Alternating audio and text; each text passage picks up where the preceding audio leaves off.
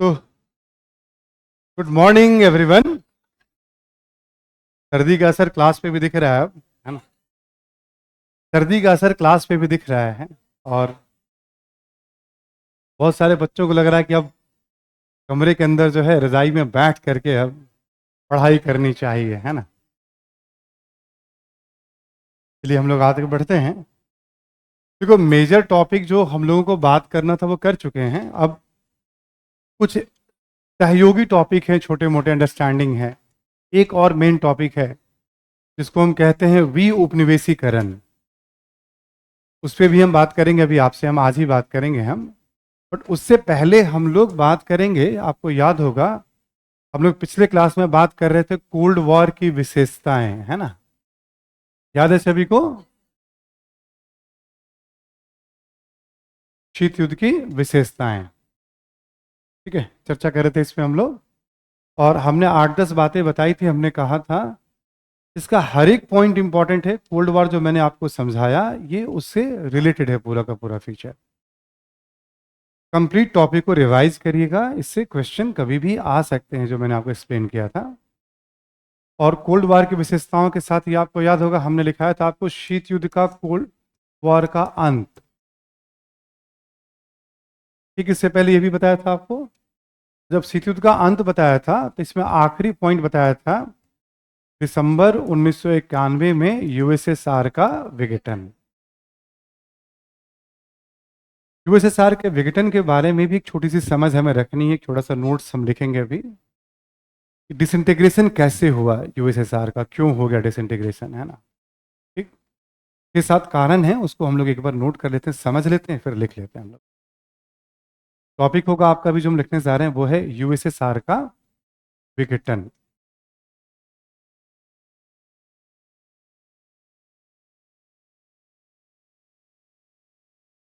USSR का विघटन, ठीक है, लिखेंगे आप यूएसएसआर का विघटन।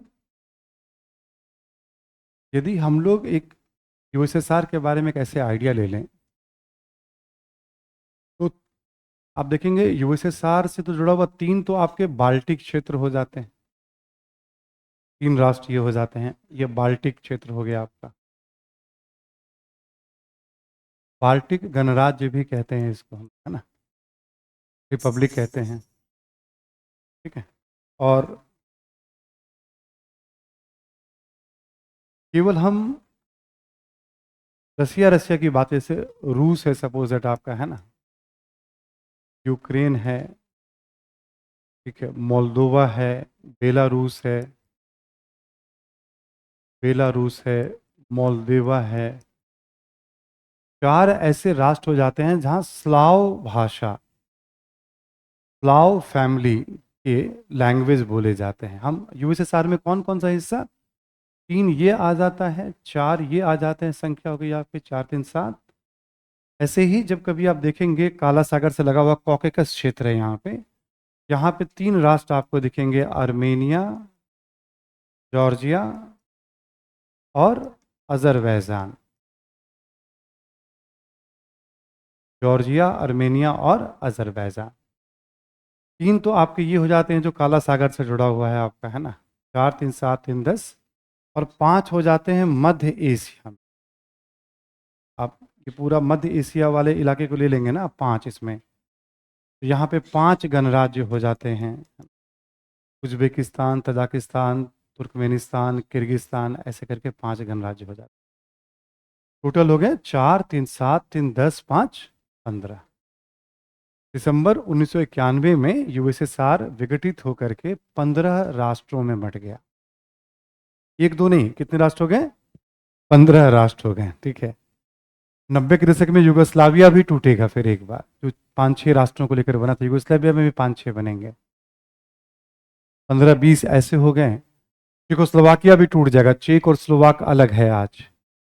तो 90 के दशक में भी 24-25 राष्ट्र बन गए हैं 1990 से 2000 के बीच में।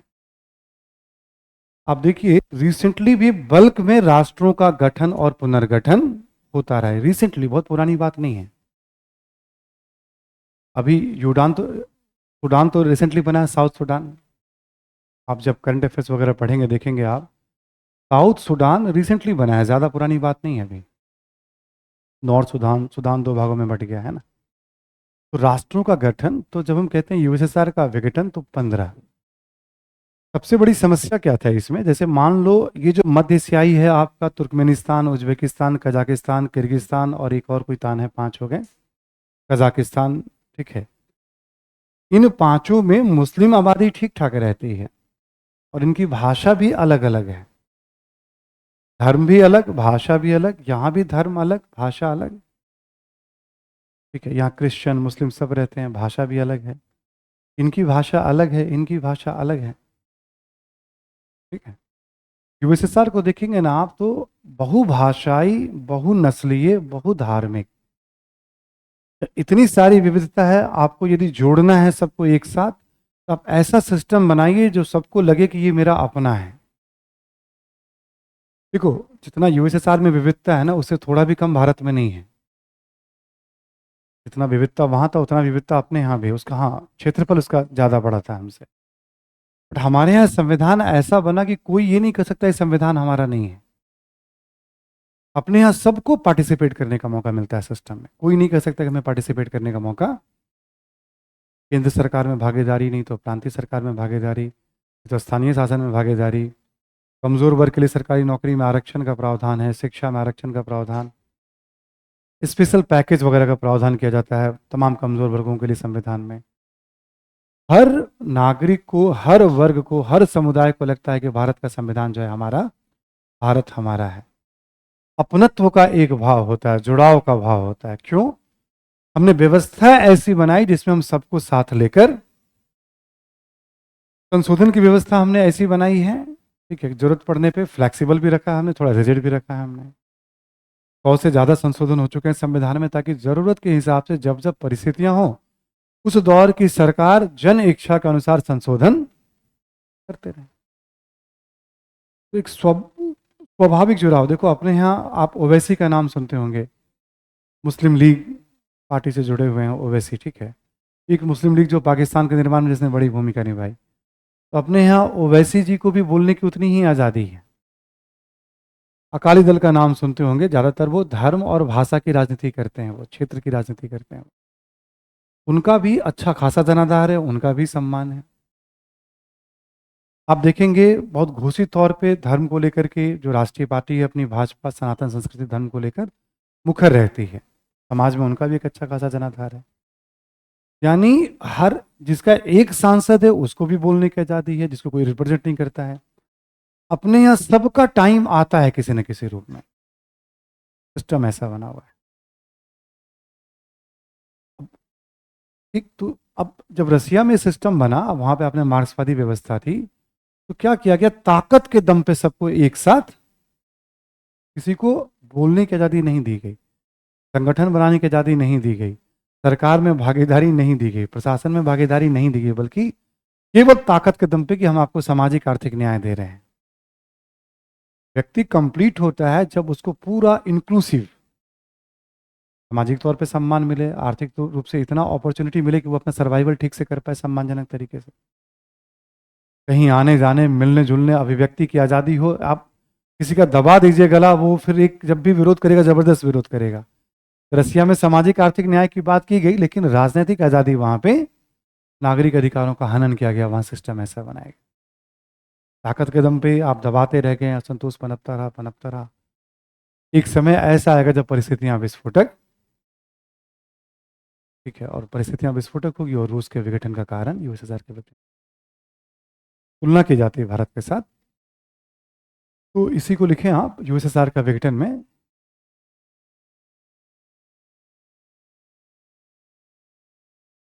लिखें, यूएसएसआर, यूएसएसआर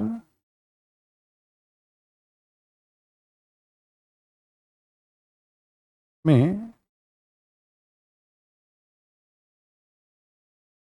यूएसएसआर में 15 गणराज्य शामिल थे।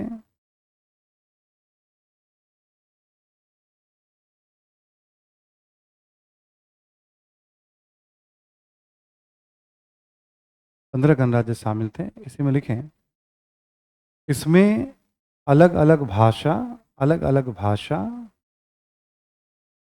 इसमें अलग अलग भाषा, धर्म, अलग अलग भाषा, धर्म एवं संस्कृति के लोग शामिल थे।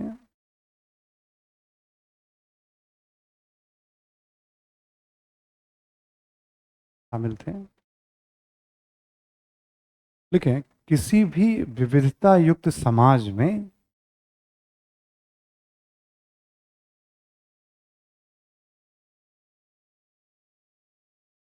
विविधता युक्त समाज में या अलग अलग राष्ट्रीयताओं को या अलग अलग राष्ट्रीयताओं को अलग अलग राष्ट्रीयताओं को साथ लेकर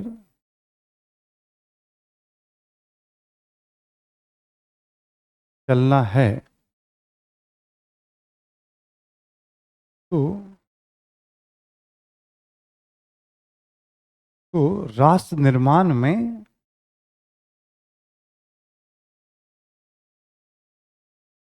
सबकी सहभागिता होनी चाहिए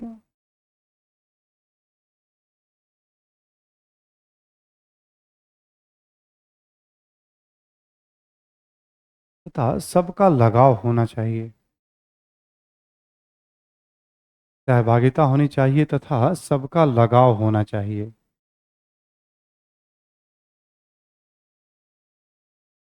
तथा सबका लगाव होना चाहिए। ठीक है, इसी में लिखें। देखिए,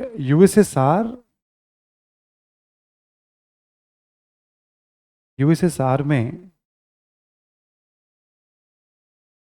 जब मार्क्सवादी व्यवस्था स्थापित हुई,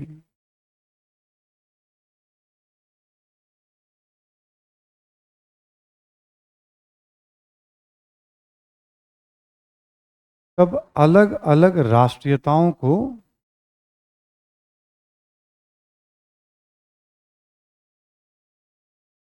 तब अलग अलग राष्ट्रीयताओं को जबरन जोड़ा गया, शक्ति के दम पर जोड़ा गया।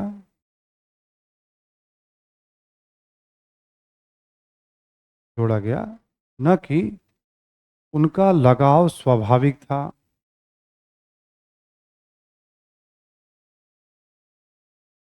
न कि उनका लगाव स्वाभाविक था।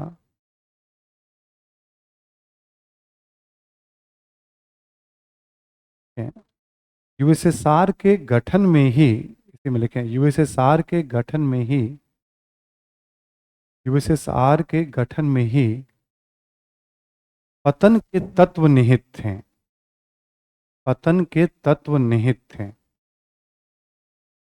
यूएसएसआर के गठन में ही पतन के तत्व निहित थे। ठीक है, इसको हम दो लाइन में भी कह सकते थे, थोड़ा आपको आगे भी पढ़ने के लिए कि मैं क्या कहना चाह रहा हूं इसमें, है ना, इसलिए थोड़ा वाक्य को लंबा कर दिया। तीन लाइन में भी बात खत्म की जा सकती थी। बहुधर्मी, बहुभाषाई, बहुनस्लीय, ठीक है, ये संघ था या गठ राष्ट्र था, और लोगों का जुड़ाव स्वाभाविक न होकर बलात् था, इसलिए गठन में ही पतन के तत्व, दो लाइन में भी बात कही जा सकती है। ठीक, बस थोड़ा समझने के लिए कि कोई भी राष्ट्र होता है तो जुड़ाव महसूस होना चाहिए, तो जुड़ाव नहीं हुआ, ताकत के दम पर इसको एक कर दिया गया। अगला पॉइंट लिखें आप। लिखें कि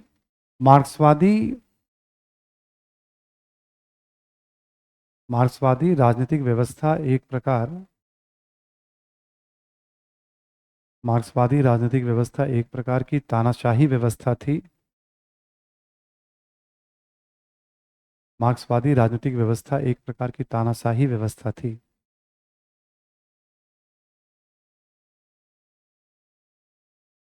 और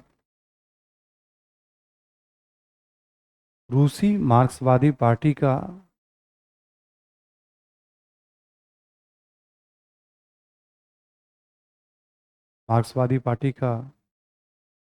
केंद्र एवं प्रांतीय संसदों में दबदबा था।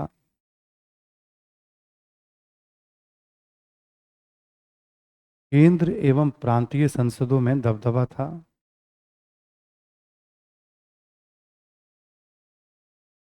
सदस्यों के चयन में सदस्यों के चयन में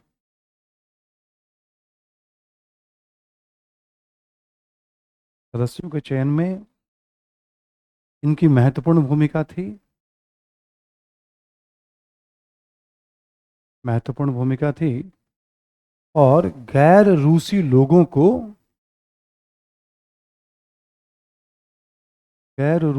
को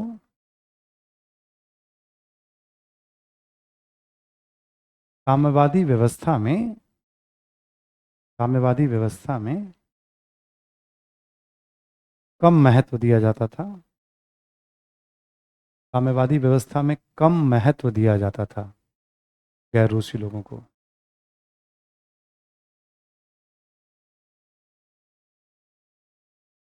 लिखिए अभिव्यक्ति की आज़ादी नहीं थी। इसी में लिखिए अभिव्यक्ति की आज़ादी नहीं थी।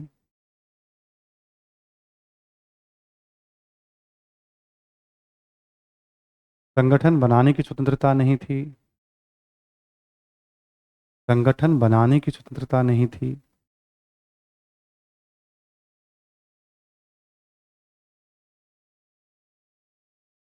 संगठन बनाने की स्वतंत्रता नहीं थी।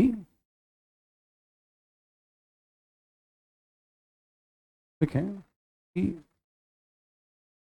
अल्पसंख्यकों में असंतोष बना रहता था। अल्पसंख्यकों में असंतोष बना रहता था।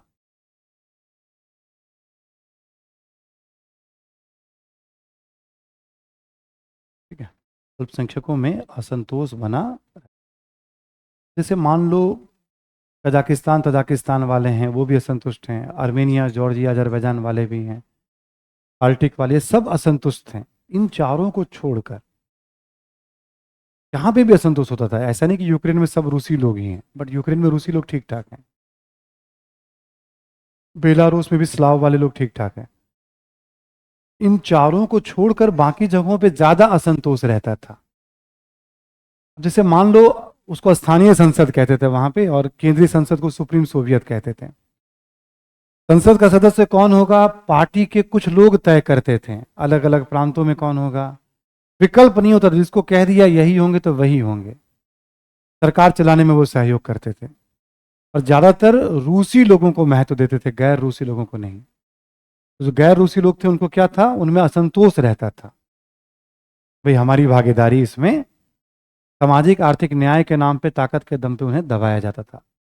तो राजनीतिक व्यवस्था को लेकर बहुत व्यापक असंतोष। एक गठन में ही समस्या थी, दूसरा राजनीतिक व्यवस्था को लेकर समस्या थी। अगला पॉइंट लिखें आप। लिखें कि आर्थिक दृष्टिकोण से भी देखें, आर्थिक दृष्टिकोण से भी देखें तो प्रारंभ से, आर्थिक दृष्टिकोण से देखें तो प्रारंभ से भारी उद्योगों प्रारंभ भारी उद्योगों एवं सैन्य उद्योगों को महत्व दिया गया। प्रारंभ से भारी उद्योगों एवं सैन्य उद्योगों को महत्व दिया गया।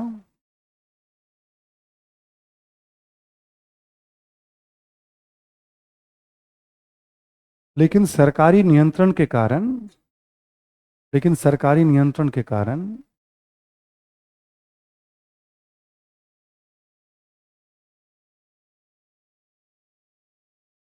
धीरे धीरे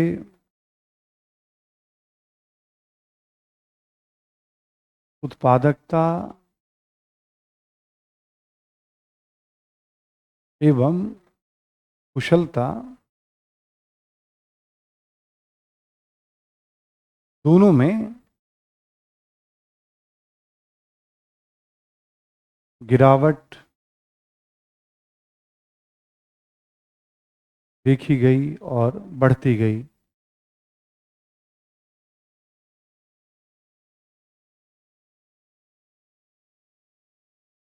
जैसे सरकारी है ना, सबको पता था काम करेंगे तब भी हमें जरूरत के हिसाब से चीजें मिल रही हैं, तो कोई बहुत एक समय के बाद अधिक मेहनत नहीं करेगा। आखिर पूंजीवादी व्यवस्था क्यों सफल होती है?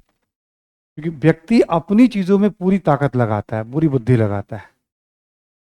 ठीक है, ये सिस्टम होता है। तो शुरू से उसका बल किस पे था? भारी उद्योगों पे था और सैन्य उद्योगों पे था। बट 10-20 साल ठीक चला, फिर धीरे धीरे उसमें लोगों में वो इंसेंटिव, वो पीढ़ी कमजोर पड़ गई। चलो काम करना है, टाइम से आ गए, टाइम से आ गए, परफॉर्मेंस में कोई इंसेंटिव तो मिलना नहीं था, लोग क्यों परफॉर्म करेंगे? ठीक है, तो आप एक समस्या, गिरावट बढ़ती चली जाएगी। इसी में लिखे साथ ही उपभोक्ता वस्तुओं को, उपभोक्ता वस्तुओं को, वस्तुओं के उत्पादन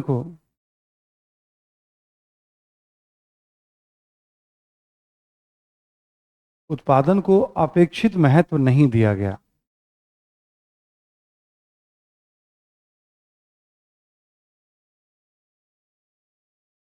अपेक्षित महत्व नहीं दिया गया। तो जरूरत की चीजें जो थी ना, बहुत आसानी से नहीं मिलती थी, मिलती थी वहां पे मतलब, लेकिन बहुत बल्क में नहीं था। क्योंकि नियंत्रित उत्पादन होता था ना, किसको क्या उत्पादन करना है, इतनी जरूरत है तो इतना ही उत्पादन करो।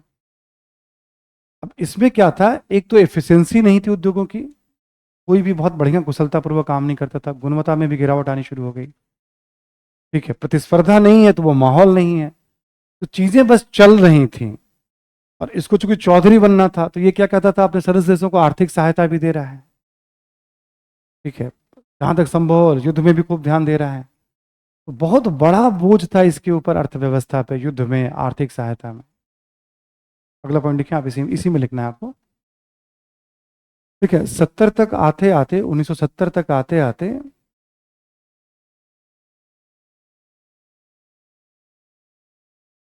रूसी अर्थव्यवस्था में संकट, रूसी अर्थव्यवस्था में संकट स्पष्ट तौर पर दिखाई पड़ने लगा था।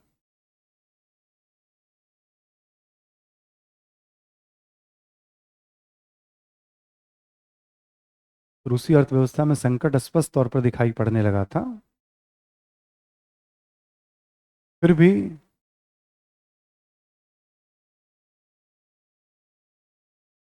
फिर भी उपग्रह देशों को आर्थिक सहायता,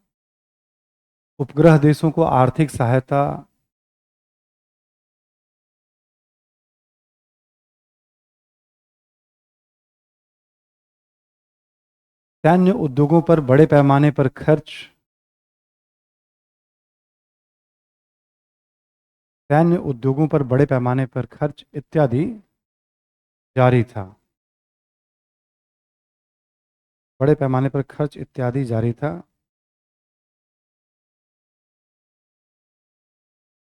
ठीक है, संकट है बट ये सब भी चल रहा है, इसको रोका नहीं जा रहा है ना।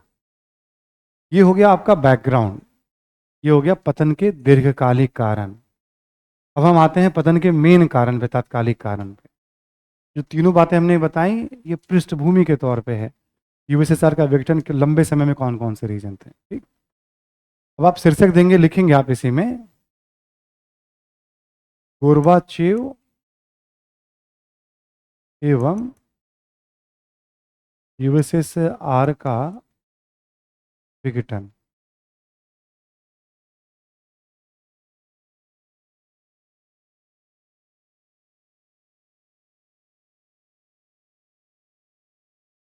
ठीक है, देखें कि उपरोक्त पृष्ठभूमि में जो पहले मैंने लिखा है आपको, उपरोक्त पृष्ठभूमि में 1985 में, 1985 में गोर्बाचेव को, 1985 में गोर्बाचेव को यूएसएसआर का राष्ट्र प्रमुख बनाया गया।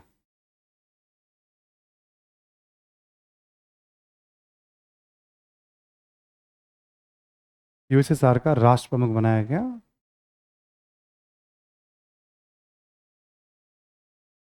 ठीक है, गोर्बाचेव, इसी में लिखें, गोर्बाचेव प्रारंभ से ही इस तथ्य को समझते थे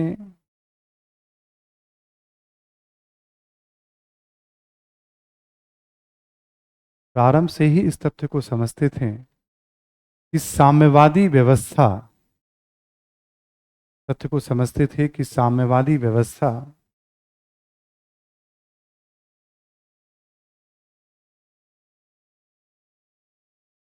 की स्वीकार्यता को बढ़ाने के लिए साम्यवादी व्यवस्था की स्वीकार्यता को बढ़ाने के लिए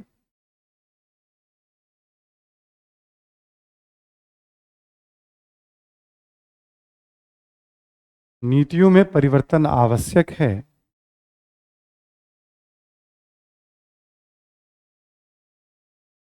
नीतियों में परिवर्तन आवश्यक है जिससे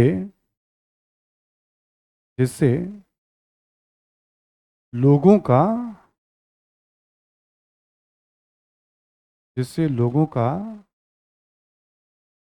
व्यवस्था के प्रति स्वाभाविक जुड़ाव हो।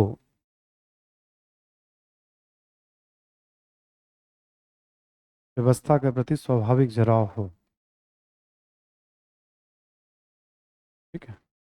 इनको सारी समस्याओं से अवगत थे। इनको था कि हम ऐसा करें जिससे लोग, जैसे पश्चिमी देशों में लोग महसूस करते थे कि हमारी व्यवस्था है। रूस में बहुत कम लोग महसूस करते थे हमारी व्यवस्था, कहते थे मार्क्सवादियों की व्यवस्था है। ठीक है। तो आपको ना एक बैलेंस करना पड़ेगा। जैसे हमने क्या देखा, पूंजीवाद ने जरूरत के हिसाब से एडॉप्ट कर लिया, अपने आप को समाजवादी बना लिया। ये भी चाहते थे कि मार्क्सवाद जो है थोड़ा पूंजीवादी हो जाए, बट ये थोड़ा लेट है। चाइना पहले कर चुका है मार्क्सवाद का पूंजीवादीकरण, ये थोड़ा विलंब से। तो ये भी चाहते थे कि बदलाव होना चाहिए ताकि हम बेहतर तरीके से रन कर पाए हम। देखिए आप, अगला पॉइंट, इन्होंने इन्होंने आंतरिक क्षेत्र में आंतरिक क्षेत्र में ग्लासनोत ग्लासनोत एवं पेरोस्त्रोइका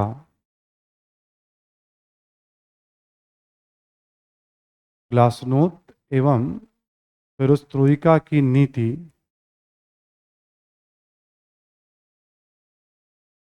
पेरोस्त्रोइका की नीति तथा विदेश नीति के क्षेत्र में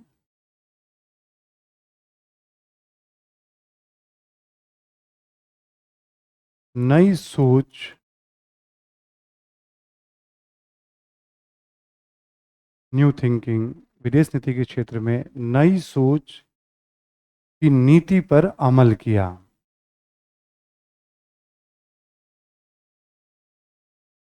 नई सोच की नीति पर अमल किया, न्यू थिंकिंग पे। ठीक। अगला पॉइंट लिखेंगे, ग्लासनोत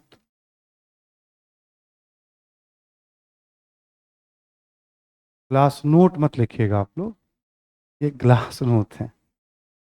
खुलापन, ओपननेस। रूसी भाषा में ग्लास नोट का मतलब है खुलापन, ओपननेस, है ना। देखेंगे आप, ग्लासनोत की नीति के अंतर्गत, अगला पॉइंट लिखेंगे, ग्लासनोत की नीति के अंतर्गत लोगों को अभिव्यक्ति की आज़ादी दी गई।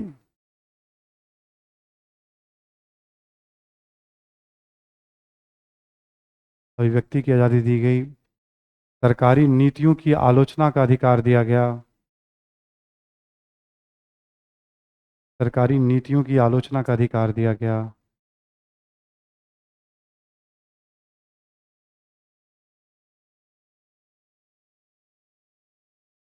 सरकारी नीतियों की आलोचना का अधिकार दिया गया। राजनीतिक विरोधियों को रिहा किया गया।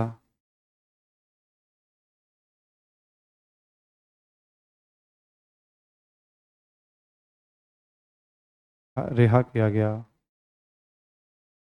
देखेंगे, लेखकों, कलाकारों,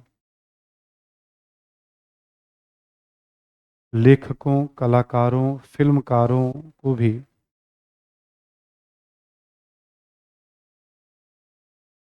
लेखकों, कलाकारों, फिल्मकारों को भी अपनी बात कहने की स्वतंत्रता दी गई।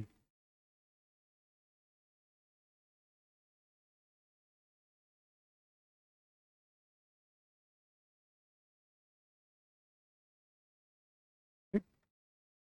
अब तक जो मार्क्सवादी अपनी बात कहने की फ्रीडम, स्वतंत्रता दी गई। अब ये सब तो था ही आपका अमेरिका, यूरोप, पश्चिमी यूरोप में, ये पूंजीवाद के रास्ते पे कि नहीं, ये मॉडल जो है थोड़ा सा, इनको क्या था कि सरकारी व्यवस्था के कारण अब इफिशिएंसी नहीं है। जब आलोचना होगी तो लोग थोड़ा सुधरेंगे, फिर आलोचना होगी तो सरकार को पता चलेगा कि लोगों के अंदर क्या भाव है। सरकार उन भावों को ध्यान में रख करके कुछ सुधार, जैसे कहते हैं ना कि किसी को बहुत लंबे समय तक बंद कर दें और अचानक से जब ओपन करें, आप दरवाजा खोलें, आप या खिड़की खोलें, आप वाली बात थी। इतनी जबरदस्त आलोचना शुरू हो गई, इतनी कमियां व्यवस्था की बताई जाने लगी, पूरा का पूरा पार्टी और सिस्टम कंफ्यूज हो गया। ठीक है, वे लोगों में इतना गुस्सा है। अब एक तो उपाय ये था कि सिस्टम को बंद कर दो। 1957 में माओ ने कहा कि लोगों को अपनी बात कहने का अधिकार होना चाहिए, 1957 में। ठीक है, उसने कैंपेन चलाया था, 100 फ्लावर्स कैंपेन करके। 1949 से 57 तक उसने अच्छा काम किया। उसको लगा भाई जरा एक बार लोगों को अपनी बात कहने का अधिकार होना चाहिए। लोगों ने कहना शुरू किया कि कुछ ही महीने में उसने कैंपेन बंद कर, बोला बंद, कट। बोला किसी को कुछ बोलने का अधिकार। और गोरबाचोव ने ऐसा कोई भी काम, इसको मैं समझा देता हूं, बस इसको लिखने की जरूरत नहीं पड़ेगी आपको। आलोचना इसके कारण खूब होने लगी, व्यवस्था की खामियां। गोरबाचेव चाहते थे सुधार, लेकिन पार्टी के भीतर मतभेद बढ़ा इससे। पार्टी में तीन तरह के लोग मान लीजिए आप। एक तरफ एकदम हार्ड कोर थे जो चाहते थे कि नहीं पहले वाली व्यवस्था चले। एक तरफ वैसे लोग जो कहते थे कि नहीं और उदारता हो। गोरबाचेव थोड़ा मध्यम मार्गी थे। यानी फ्रीडम दिया गया है, अभी देखा जाए इसका रिजल्ट क्या होता है। लोगों को थोड़ा खुली हवा में सांस लेने दिया जाए। वो चाहते थे लोग आलोचना करेंगे, हम व्यवस्था को सुधारेंगे कुछ वर्षों में, तो लोग स्वीकार करेंगे, व्यवस्था को बेहतर मानेंगे, वो ये सोच रहे थे। ठीक है, तो उसने खुलापन की नीति पे काम किया। कभी आप पढ़ोगे साइंस टेक्नोलॉजी वगैरह में, चेरनोबिल करके एक दुर्घटना हुई थी, परमाणु संयंत्र का जो लीकेज हुआ था, वहां पे बड़ी संख्या में लोग मारे गए थे। रसिया में कोई भी घटना घटती थी, दुनिया में किसी को पता नहीं चलता था क्या हुआ है। जब हुआ कि भाई इसकी आलोचना 1986 की, वाकई यूक्रेन में है चेरनोबिल, है ना, 1986 का ये मैटर था। ठीक है, चेरनोबिल का अनुमति दे दी गई और पूरी दुनिया को पता चला, तो दुनिया सरप्राइज थी कि अच्छा ये ऐसे कैसे हो गया कि इतनी बड़ी घटना है और यूएसएसआर ने उसको कंट्रोल नहीं किया। अभिव्यक्ति की आज़ादी, ठीक है, व्यवस्था में लोगों का विश्वास बढ़ेगा, काम करने वालों पर दबाव बढ़ेगा और सरकार भी सुधारों के लिए कदम, ठीक है, और व्यक्ति के सर्वांगीण विकास के लिए जरूरी है कि उसको अभिव्यक्ति की आज़ादी, वही जो नागरिक अधिकार जो होता है, उदारवादी सोच होता है, वो गोरबाचेव को भी समझ में आ रहा था। तो खुलापन, ठीक, ब्रैकेट में लिख लें आप। ठीक है कि इस नीति को लेकर, इस नीति को लेकर पार्टी में मतभेद बढ़ा, इस नीति को लेकर पार्टी में मतभेद बढ़ा और आलोचना अनियंत्रित होती गई। आलोचना अनियंत्रित होती गई, अनियंत्रित होती गई। इसी में लिखना है आपको, परिणाम उम्मीदों के अनुरूप नहीं रहा। परिणाम उम्मीदों के अनुरूप नहीं रहा।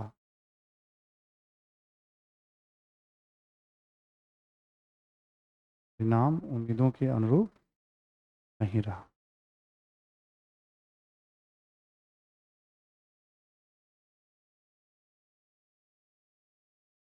तो ग्लासनोथ या खुलापन, ठीक है, एक तो आपका ये हो गया। अगला लिखें आप, पेरेस्त्रोई का।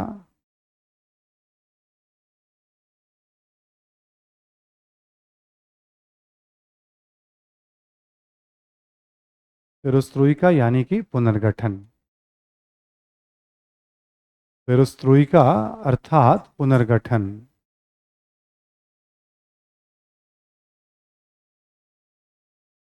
अर्थात पुनर्गठन, रिकंस्ट्रक्शन। ठीक है आप, इस नीति के अंतर्गत राजनीतिक एवं आर्थिक क्षेत्र में, इस नीति के अंतर्गत राजनीतिक एवं आर्थिक क्षेत्र में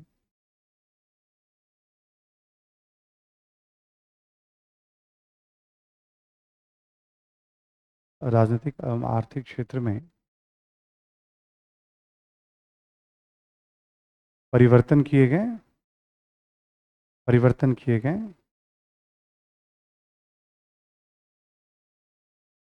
लिखिए राजनीतिक क्षेत्र में, राजनीतिक क्षेत्र में पार्टी के द्वारा संसदीय चुनाव में,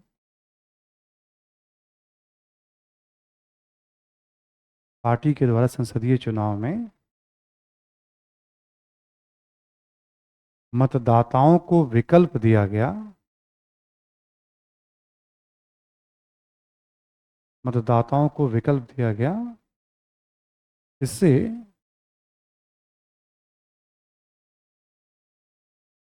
पार्टी की पकड़ कमजोर हुई।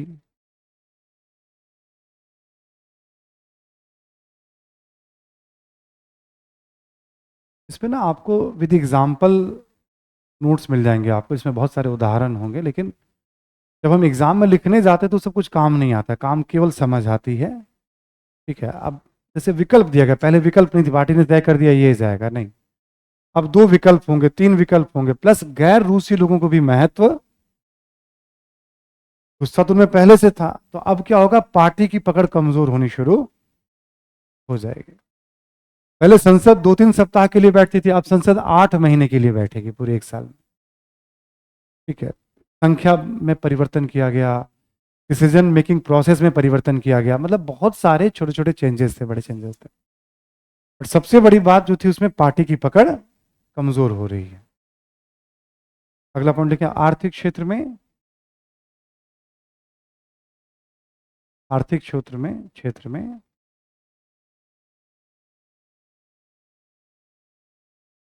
छोटे स्तर की आर्थिक गतिविधियों को, छोटे स्तर की आर्थिक गतिविधियों को, आर्थिक गतिविधियों को निजी स्वामित्व में संचालन का अधिकार दिया गया। आर्थिक गतिविधियों को निजी स्वामित्व में संचालन का अधिकार दिया गया।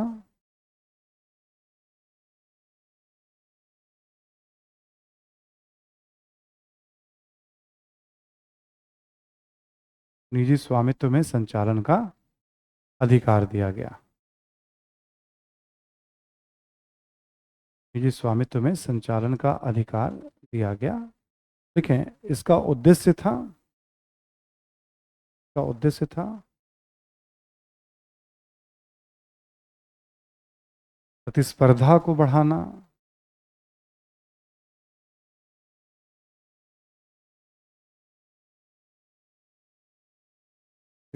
प्रतिस्पर्धा को बढ़ाना, कौमा गुणवत्ता को बढ़ाना,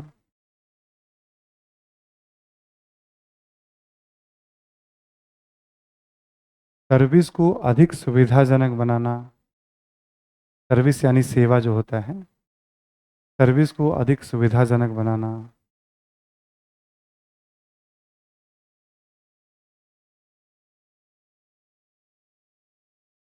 इत्यादि। अब जैसे मान लो कोई बिजली का काम कर रहा है, सब कुछ सरकारी सिस्टम था, आप फ़ोन करिएगा, कंप्लेन लॉज होगा, सरकार की तरफ से कोई आएगा, आपका बिजली ठीक करेगा, कार में कोई समस्या है, मोटरसाइकिल में समस्या है, रेफ्रिजरेटर में, सब कुछ सरकारी सिस्टम था। बोला नहीं, जितना रिपेयरिंग वर्क होगा सब प्राइवेट भी होगा, लोग चाहें तो अपनी अपनी दुकान खोल सकते हैं। ठीक, रेस्टोरेंट लोग चाहें तो सब सरकारी था, अपना खोल सकते हैं वो। किसी भी तरह का रिपेयरिंग वर्क हो, रेस्टोरेंट हो, कोचिंग को भी वहाँ अलाउ किया गया था, ठीक है। शिक्षक भी जो है एकदम सरकारी समझ करके पढ़ा रहे हैं, ठीक है। सरकारी शिक्षा व्यवस्था का हाल देखते हैं ना। शिक्षा व्यवस्था का हाल खराब होने का रीजन होता है, वो चार बड़े रीजन होते हैं। एक तो इंसेंटिव ड्रिवन नहीं होता है, फिर समय समय पे प्रशिक्षण वाली बात। जैसे एक बार सिस्टम में आने के बाद क्या होता है, लगता है कि हमने मान लिया कि अब जो है, जैसे अब कल आप आईएएस बन जाएंगे, आप मान लेंगे कि नहीं अब जो होना तो हो गया। अब हम आईएएस तो हमेशा रहेंगे आप रिटायरमेंट तक, बट आप देखेंगे व्यक्तिगत तौर पे आपका डिक्लाइन शुरू हो जाएगा यदि आप नए नए गोल अपने लाइफ में सेट नहीं करेंगे। ये एक सच्चाई है। जैसे आप अधिकारी बनने के बाद भी एक होता है रूटीन काम और एक होता है थोड़ा आगे बढ़ के टास्क लेना। टास्क लेने से हमेशा पर्सनालिटी का ग्रोथ फुल मिलता रहता है। चल रहा है सिस्टम ना, आप देखिएगा आप घिसे पिटे लाइफ में आ जाएंगे, हो गई आज की ड्यूटी पूरी, अब ये करना है वो, मतलब उसी तरह का एक रूटीन वर्क हो जाता है। तो सरकारी सिस्टम था, तो अब ये चाहते थे प्रतिस्पर्धा बढ़ेगा तो सरकारी सिस्टम पे भी दबाव होगा, परफॉर्म नहीं करेंगे तो उनका वेतन में कटौती होगी, उनको तो फिक्स कर दिया गया था। अब सरकारी सिस्टम को भी परफॉर्मेंस ओरिएंटेड कर दिया इन्होंने, जो बेहतर परफॉर्म करेगा उसको ज्यादा, जो कम परफॉर्म करेगा। उसमें भी कुछ कुछ समस्याएं थी, वहां की अंदरूनी समस्याएं हैं। जिसकी कीमत मान लो ज्यादा मिल रही है, लोग उसका ज्यादा काम करेंगे, ठीक है। पता चला उपभोक्ता वस्तु कम कीमत थी तो उपभोक्ता वस्तुओं का उत्पादन ही ठप पड़ जाएगा। वो अलग बहुत सारी समस्याएं हैं इसकी अपनी। हम तो बस केवल आइडियाज पे आपसे बात कर रहे हैं। मेजर मेजर आइडियाज क्या था, रिकंस्ट्रक्शन का मतलब क्या, लोगों को जुड़ाव। इकोनॉमिक रिकंस्ट्रक्शन का मतलब क्या, लोगों को इंसेंटिव, आजादी, प्रतिस्पर्धा, गुणवत्ता, जो इकोनॉमी का बेसिक कॉन्सेप्ट होता है। मैं केवल कॉन्सेप्ट पेन डाउन करा रहा हूं आपको, क्योंकि वो इन्फॉर्मेशन तो छोटी घटना नहीं है ना, बहुत सारी घटनाएं उसमें हुई हैं। तो ये सिस्टम यहां आया। अब इसमें क्या हो जाएगा, इस सिस्टम आने के बाद, ठीक है, पार्टी के भीतर मतभेद और बढ़ेगा। ब्रैकेट में फिर लिख लें आप। देखिए इन परिवर्तनों के कारण भी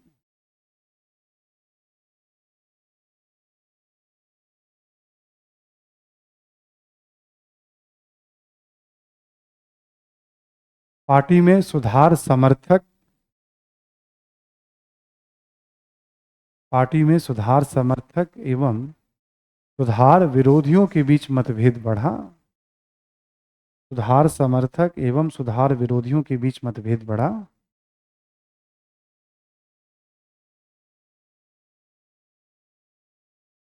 के बीच मतभेद बढ़ा। और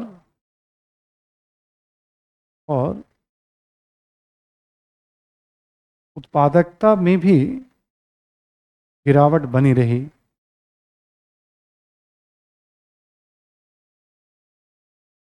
उत्पादकता में भी गिरावट बनी रही, ठीक है।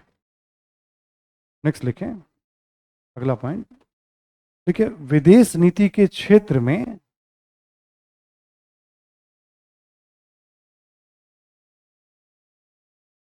विदेश नीति के क्षेत्र में 1988 में गोरबाचेव ने 1988 में गोरबाचेव ने उपग्रह देशों में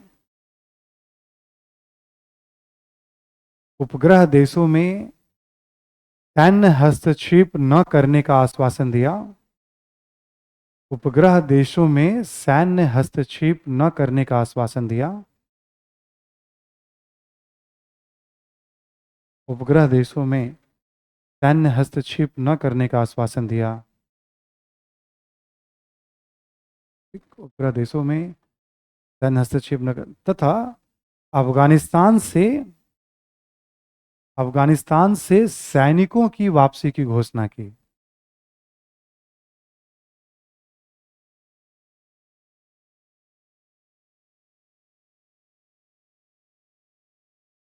सैनिकों की वापसी की घोषणा की, ठीक। ये बात आपको पहले भी बता चुके हैं आपको हम, युद्ध के पतन में, दोबारा इसको हम जिक्र कर रहे हैं। लिखें आप, इस नीति के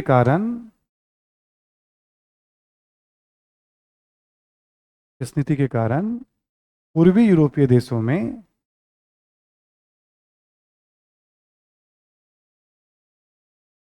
नीति के कारण पूर्वी यूरोपीय देशों में मार्क्सवादी व्यवस्था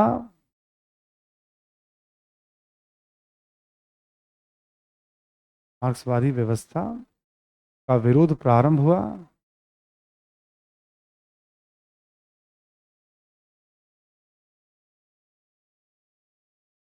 और 4 वर्षों के भीतर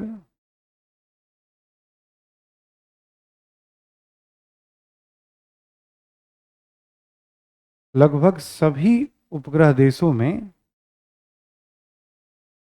4 वर्षों के भीतर लगभग सभी उपग्रह देशों में लोकतांत्रिक सरकार का गठन हुआ।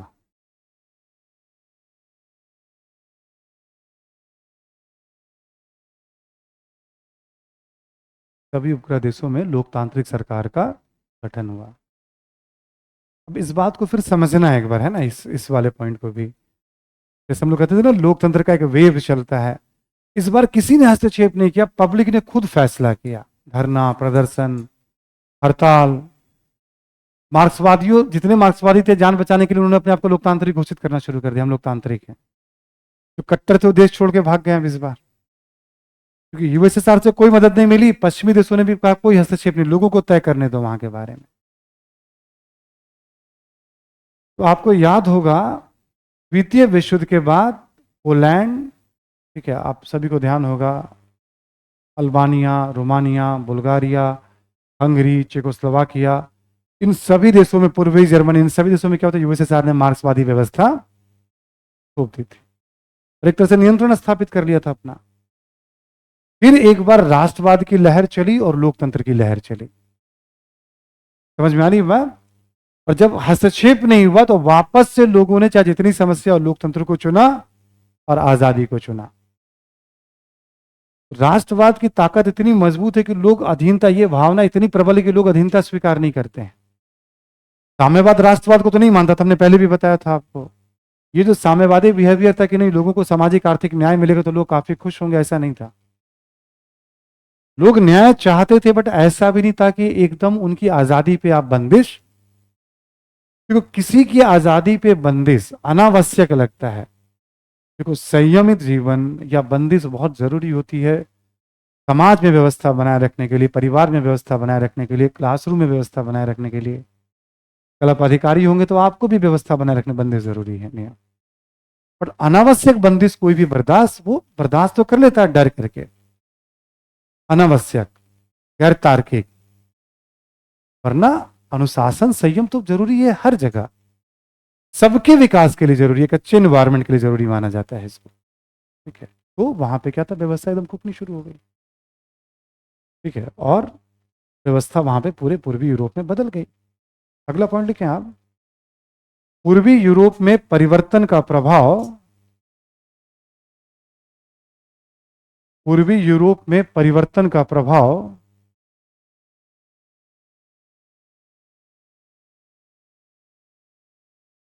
यूएसएसआर के गणराज्यों पर भी दिखा।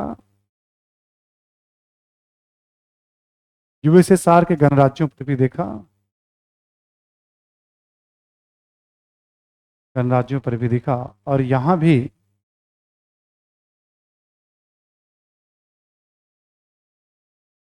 अधिक सुधारों के लिए धरना प्रदर्शन प्रारंभ, यहां भी अधिक सुधारों के लिए धरना प्रदर्शन किए जाने लगे।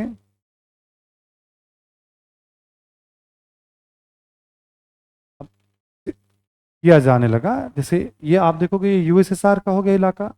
मान लो पोलैंड में हो रहा है, सपोज दैट रोमानिया में हो रहा है, बुल्गारिया में हो रहा है, चेकोस्लोवाकिया में हो रहा है, हंगरी में हो रहा है। तो इन सब देशों में भी डिमांड होने लगा कि और अधिकार, इन्फेक्शन था ना ये तो, मतलब क्योंकि वहां पे भी अलग अलग भाषा, जाति, धर्म वाले लोग थे, उन्होंने कहा और अधिकार और फ्रीडम। कहीं कहीं तो अलगाववाद की मांग, भाई हमें अलग कर दो, अब तुम हमें भी अलग करो। तो विदेश नीति का इम्पैक्ट चूंकि पहले से चल रहा था ग्लासनोस्ट के कारण भी, तो ये मांग तीव्र हो जाएगी यहां पे। अगला पॉइंट लिखें आप, पार्टी के कट्टरपंथी नेता, पार्टी के कट्टरपंथी नेता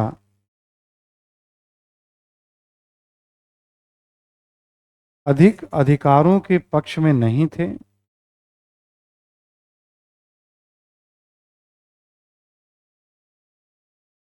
अधिक अधिकारों के पक्ष में नहीं थे,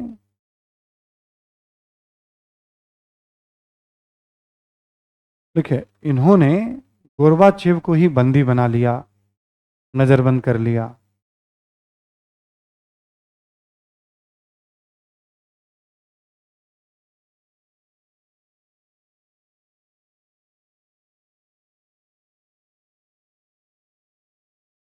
अंततः सेना ने भी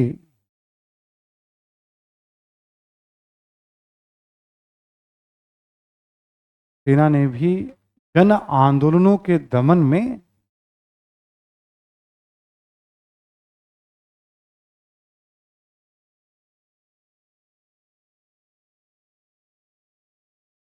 पार्टी का साथ नहीं दिया। जन आंदोलनों के दमन में पार्टी का साथ नहीं दिया और दिसंबर 1991 में यूएसएसआर का 15 गणराज्यों में विघटन हो गया। दिसंबर 1991 में यूएसएसआर का 15 गणराज्यों में विघटन हो गया। 15 गणराज्यों में विघटन हो गया।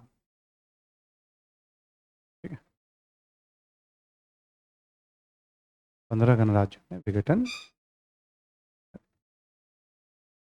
अब इसमें हुआ क्या था, सबसे लास्ट वाली समस्या क्या थी, एक बोरिस येल्सिन करके नेता था।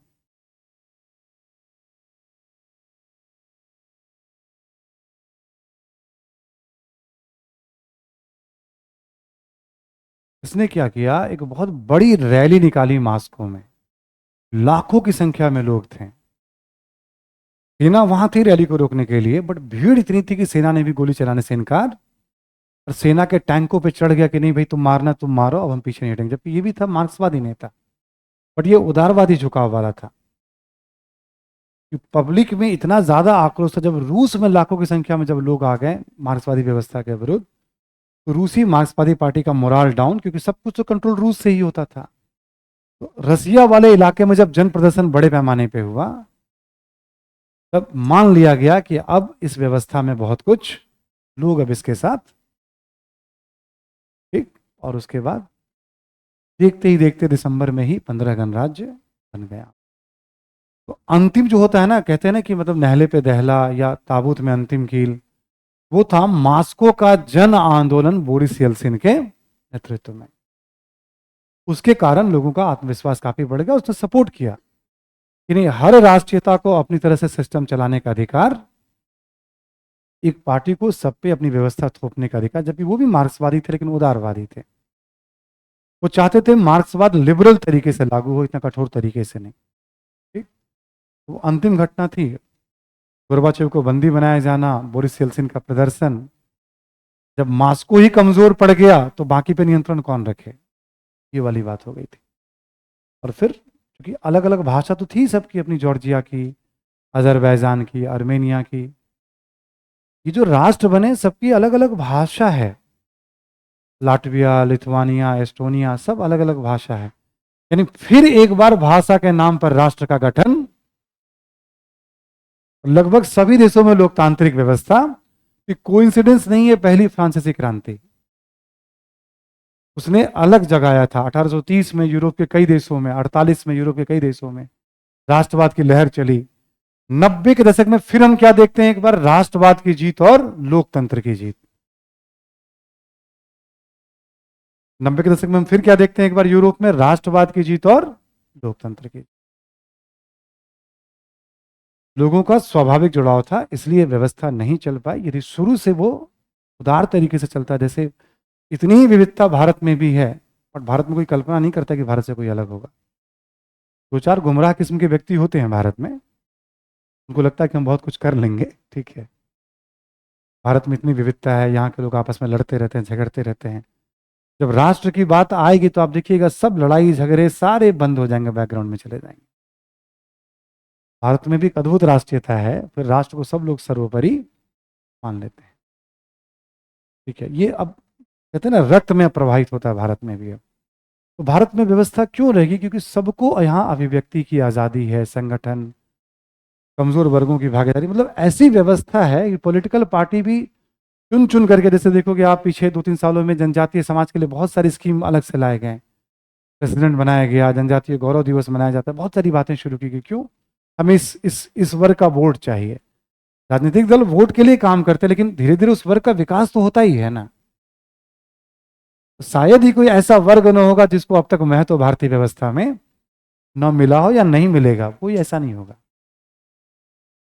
अब बड़े लेवल पे जो महत्व मिलना है, ध्यान रखिएगा, वो महिलाओं को मिलना है एक वर्ग के तौर पे। शुरू हो गई है, जब भी इसका एक मोमेंटम बना, एकदम गेम चेंज दिखेगा भारत में आपको। एक वर्ग के तौर पे जो बड़ा बदलाव मोमेंटम मिलेगा, आप कभी भी देखिएगा आने वाले टाइम में। अब जाति है भारत में, अब धर्म के लेवल पे ऐसा कुछ है नहीं अलग से। अब वर्गीय लेवल पे भी जनजातीय समाज को भी है, अनुसूचित जाति की भी अब अच्छी खासी भागीदारी है राजनीति में। अब कोई शासन वगैरह की समस्या, बट राजनीति में कोई नहीं कह सकता कि नहीं भागीदारी नहीं है। हर पार्टी के मेन एजेंडे में रहते हैं वो, या क्षेत्रीय पार्टी हो या राष्ट्रीय पार्टी हो, उनको पता है भाई इनके वोट के बिना सरकार बननी नहीं है। इस तरह के अलग अलग वर्गों की राजनीति। अब महिलाओं की राजनीति, नीतीश कुमार जी जो हैं बिहार के मुख्यमंत्री, वो लंबे समय से महिलाओं के वोट की राजनीति, वो मतलब कल्याण भी कर रहे हैं। राजनीति कहने का मतलब है, देखो राजनीतिक दल वोट के लिए काम करेंगे, इसको गलत नहीं मानना है कभी भी। वो किस बात के लिए काम करेंगे? फिर वो एनजीओ नहीं चलाएंगे वो, जब वोट नहीं चाहिए उन्हें तो। उन्हें वोट चाहिए, इसमें कोई बुराई नहीं। उसी माध्यम से वो कल्याण के लिए काम, निर्णय लेते हैं समाज के बदलाव के लिए। हमारे यहाँ ना कुछ परसेप्शन बना हुआ है, ये वोट वोट बैंक क्या होता है? वो नेता को वोट चाहिए है ना, क्यों काम करेगा वो? जन समर्थन होगा तभी तो चुनाव जीतेंगे वो। ये भी एक परसेप्शन है कि नहीं, वो इसके लिए गलत नहीं है, बस उस सभी वर्गों के लिए काम होता रहे, ये इंपॉर्टेंट होता है। सिस्टम ऐसा बनाया ही गया है कि भाई आप समाज के अलग अलग वर्गों को टारगेट करिए, उसके लिए एजेंडा बताइए कि भाई हम इसके लिए ये काम करेंगे, उस वर्ग को लगेगा तो वो आपको वोट देगा। वर्ग के तौर पे देखिएगा, मुझे ऐसा लगता है भविष्य में अब महिलाएं वो बहुत ज़्यादा अलग अलग दलों में महत्व, बस वो एक मोमेंटम बनने वाली बात है। ठीक है, चर्चा तो है ही, विधेयक भी प्रपोज है पार्टी के लेवल पे भी, बस एक मोमेंटम जब भी बना, वो मोमेंटम राष्ट्रीय स्तर पे। ठीक है, और फिर आपको बड़े बदलाव दिखेंगे आपको, है ना, महिलाओं के स्तर पे भी। अदरवाइज कोई ऐसा वर्ग नहीं है भारतीय समाज में जिसको राजनीति में महत्व न दिया गया। ठीक है, ये एक सच्चाई है। यह है आपका यूएसएसआर का विघटन। अब देखो, विघटन हुआ दिसंबर 1991 में। ठीक, विघटन होने से क्या हुआ? पहली बात, 15 राष्ट्र बन गए एक। किस आधार पे बने? ये राष्ट्रवाद के आधार पर। कौन सी व्यवस्था आई? लोकतंत्र। लोकतंत्र आने से क्या हुआ? साम्यवाद कमजोर, साम्यवाद कमजोर, मार्क्सवादी विचारधारा कमजोर। जैसे उन पूरी बातों को देखा। अब यूएसएसआर एक बहुत बड़ी शक्ति थी, यूरोप और दुनिया के देशों को अब केवल यूएसएसआर नहीं बल्कि 15 देशों से संबंध रखने हैं। अच्छा, यूएसएसआर चौधरी भी था बहुत सारे देशों का, हम किसी गुट में नहीं थे, बट हमें भी यूएसएसआर से बहुत मदद मिलता था। हमारे लिए बहुत बड़ी चुनौती थी नई दुनिया में संबंध कैसे रखें। हम रूस से संबंध रखना चाहें भी तो रूस में बोरिस येल्त्सिन भारत विरोधी था शुरुआती दौर में। ठीक है, उसने बहुत ध्यान नहीं दिया भारत में तवज्जो, वो हम लोग के लिए भी अच्छा ही हुआ। उसी के बाद हमने लुक ईस्ट पॉलिसी पे काम करना शुरू किया, अमेरिका की तरफ ध्यान देना शुरू किया, मतलब और भी दुनिया के अलग अलग देशों की तरफ। ठीक है, मध्य एशिया पे ध्यान देना शुरू किया, पश्चिम एशिया पे ध्यान और बढ़ाया हमने अपना। नरसिम्हा राव जी की सरकार थी, उसके बाद चीज़ें हमारे यहाँ भी बदलनी शुरू। यूएसएसआर के विघटन ने भारतीय विदेश नीति में एक पैराडाइम शिफ्ट किया है, बहुत बड़ा परिवर्तन लाया है, हमारी इकोनॉमिक पॉलिसी में बहुत बड़ा परिवर्तन लाया है। कि पतन के बाद दुनिया में पूंजीवादी व्यवस्था का और बोलाबाला बढ़ा कल्याणकारी स्वरूप में, लोकतांत्रिक व्यवस्था का और बोलाबाला बढ़ा, अमेरिका का और वर्चस्व बढ़ा, हम पे दबाव बनाया गया था उस समय कि आप नीतियों में बदलाव करिए, तब आपको और पैसे दिए जाएंगे वर्ल्ड बैंक से। 90-91 का वाक्य है। आई होप कि इकोनॉमी में आपने पढ़ा होगा उदारीकरण के बारे में, तो वो मिन्स में है, पढ़ेंगे आप बहुत आराम से उसको। चंद्रशेखर जी की सरकार थी, उसके बाद नरसिम्हा राव जी की सरकार आई थी, है ना। तो विघटन कोई छोटी मोटी बात नहीं थी, बड़े परिवर्तन वाली बात थी। विघटन ने यूरोप, दुनिया, यूएन, आर्थिक संस्थाएं, पूंजीवाद, मार्क्सवाद, भारत, सबको बड़े पैमाने पर प्रभावित। तो ये एक बड़ी घटना है यूएसएसआर का विघटन। 17 में रूसी क्रांति का होना और 91 में यूएसएसआर का, 20वीं सदी की दो बड़ी घटना। कभी यही सवाल पूछ देगा, 17 की मार्क्स बोल्शेविक क्रांति और 91 का विघटन, दोनों ने विश्व को बड़े पैमाने पर प्रभावित। ठीक है, कभी यही सवाल आ जाएगा, कोई बहुत नथिंग इसमें सरप्राइज वाली बात है। समझ में आ रही बात सभी को ना? तो आप इसके लिए तैयार रहिएगा, ये इंपॉर्टेंट वाले में आता है। एक छोटा सा टॉपिक और है हमारा, वो है वी उपनिवेशीकरण। देख लीजिए,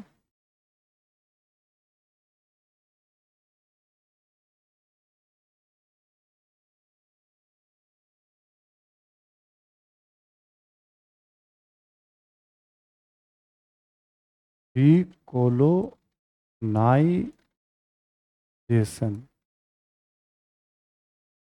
वी उपनिवेशीकरण, डीकोलोनाइजेशन। ठीक है,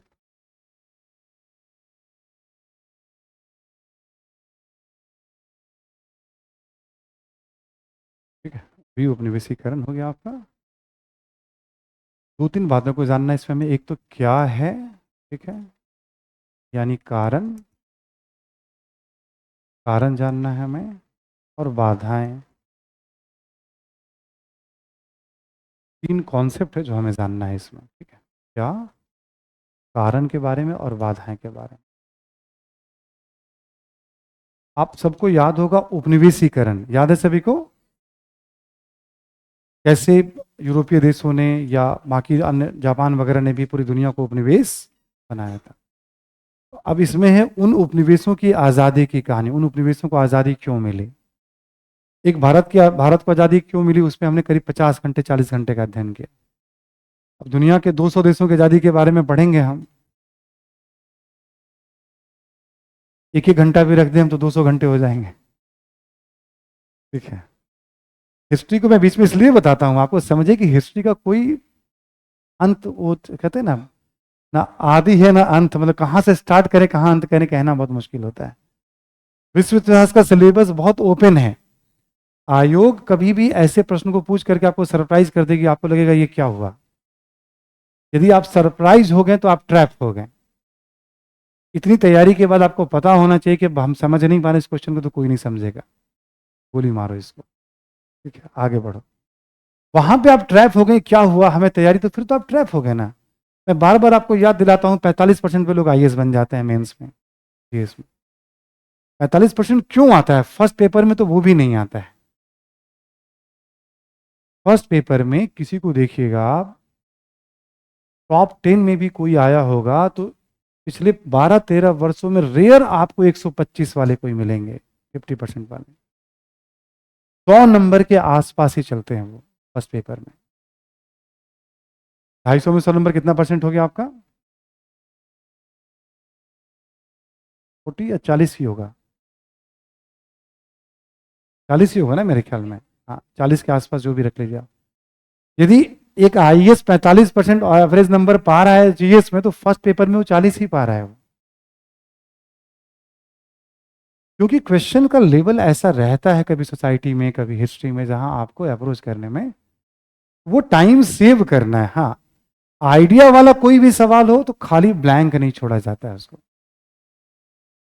अब तक सारे सवाल आइडिया वाले पूछे जाते हैं। ठीक है, अब जैसे अभी यहाँ आज़ादी की कहानी, कारण आपको बताऊंगा। दुनिया के किसी भी देश की आज़ादी की कहानी लिखने में इसमें से 4-5 कारण तो करेक्ट है। वहां पे भी आपको देश का नाम नहीं पता होगा, बट कारण आप सही बता देंगे। तो अब आपको इस्तेमाल करना, मैं सिस्टम तो बना के छोड़ दूंगा। श्रीलंका की आज़ादी तब भी ठीक बोलेंगे, वियतनाम जैसे हमने कहा ना, बता देंगे आपको, रुक जाइए थोड़ा पढ़ लीजिए आप। इसके बाद वियतनाम क्या, कोरिया क्या, जो दुनिया में जिसको चाहे उस पर जाके अप्लाई करिए आप। और लगा के देखिए उस फॉर्मूले को लागू होता है कि नहीं होता है।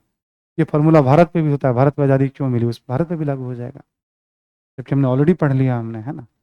तो हम लोग क्या कर सकते हैं तैयारी में, हम लोग आइडिया को हमेशा ऐसे पकड़ते हैं, आप फैक्ट्स को ग्रैब नहीं कर सकते हैं, खासकर उस फैक्ट्स को जिसका पीटी में कोई रोल नहीं है।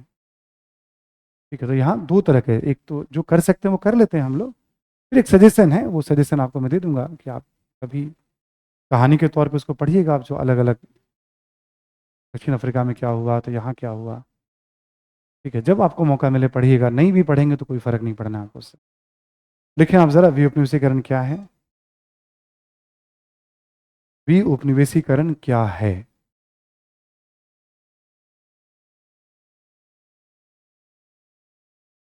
ठीक है, इस शब्द का प्रयोग, इस शब्द का प्रयोग उपनिवेशों की स्वतंत्रता के संदर्भ में किया जाता है।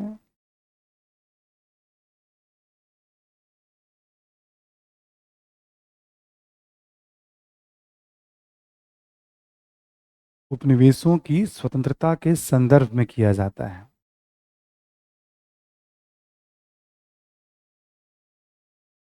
ठीक है,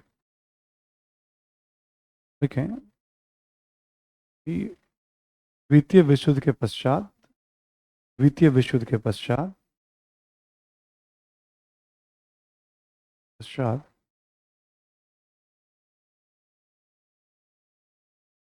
मुख्यतः मुख्यतः 1945 1945 1945 से 1980 के बीच, 1980 के बीच बड़ी संख्या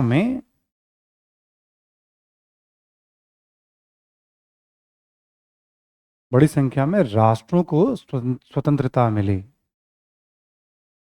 बड़ी संख्या में राष्ट्रों को स्वतंत्रता मिली। 80 के बीच बड़ी संख्या में राष्ट्रों को स्वतंत्रता मिली। ठीक है, इंडिपेंडेंट है ना।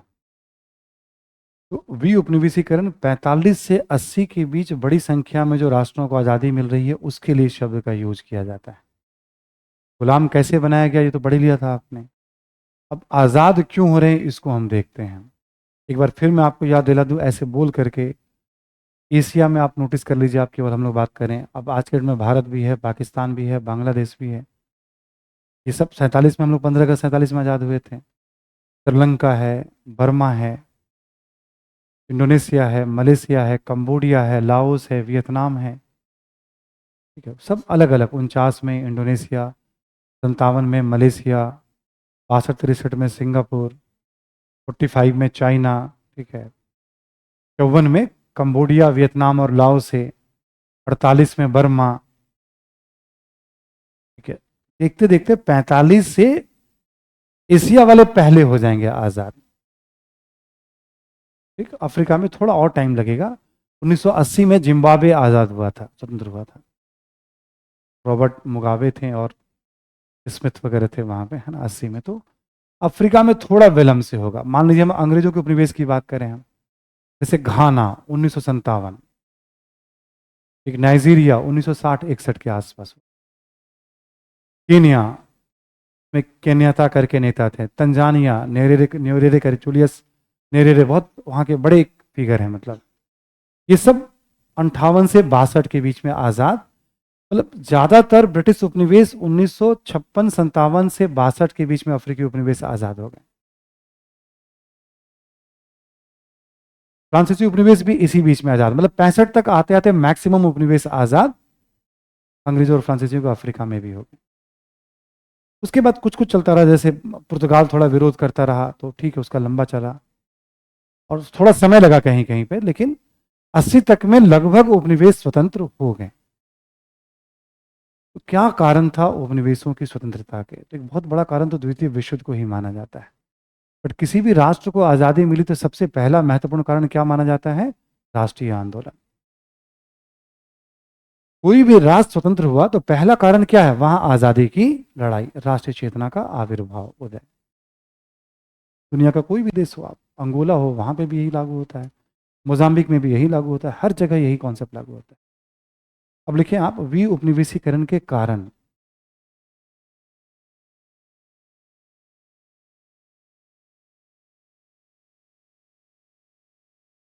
वी उपनिवेशीकरण के कारण, पहला लिखें आप राष्ट्रीय आंदोलन।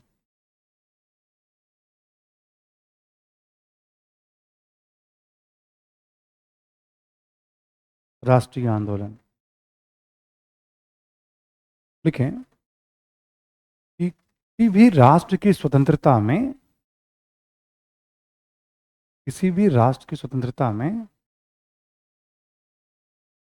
राष्ट्र की स्वतंत्रता में सर्वाधिक महत्वपूर्ण भूमिका, सर्वाधिक महत्वपूर्ण भूमिका राष्ट्रीय आंदोलन की रही है।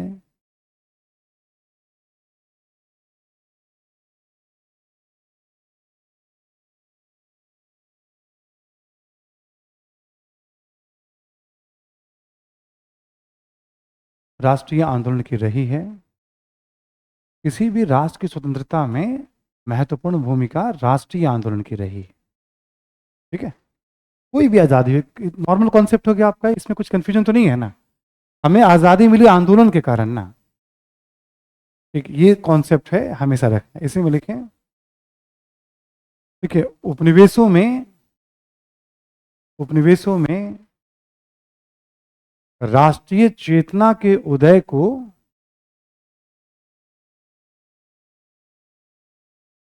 उपनिवेशों में राष्ट्रीय चेतना के उदय को विभिन्न कारकों ने प्रभावित किया। राष्ट्रीय चेतना के उदय को विभिन्न कारकों ने प्रभावित किया।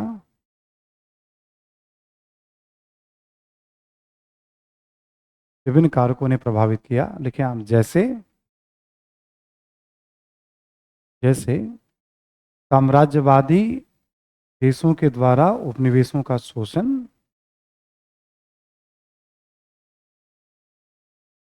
साम्राज्यवादी देशों के द्वारा उपनिवेशों का शोषण,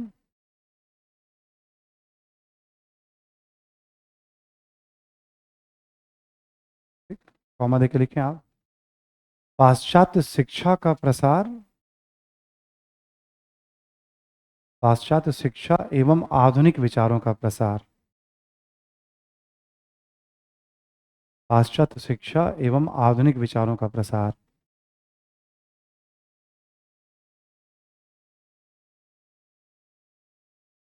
प्रेस की भूमिका,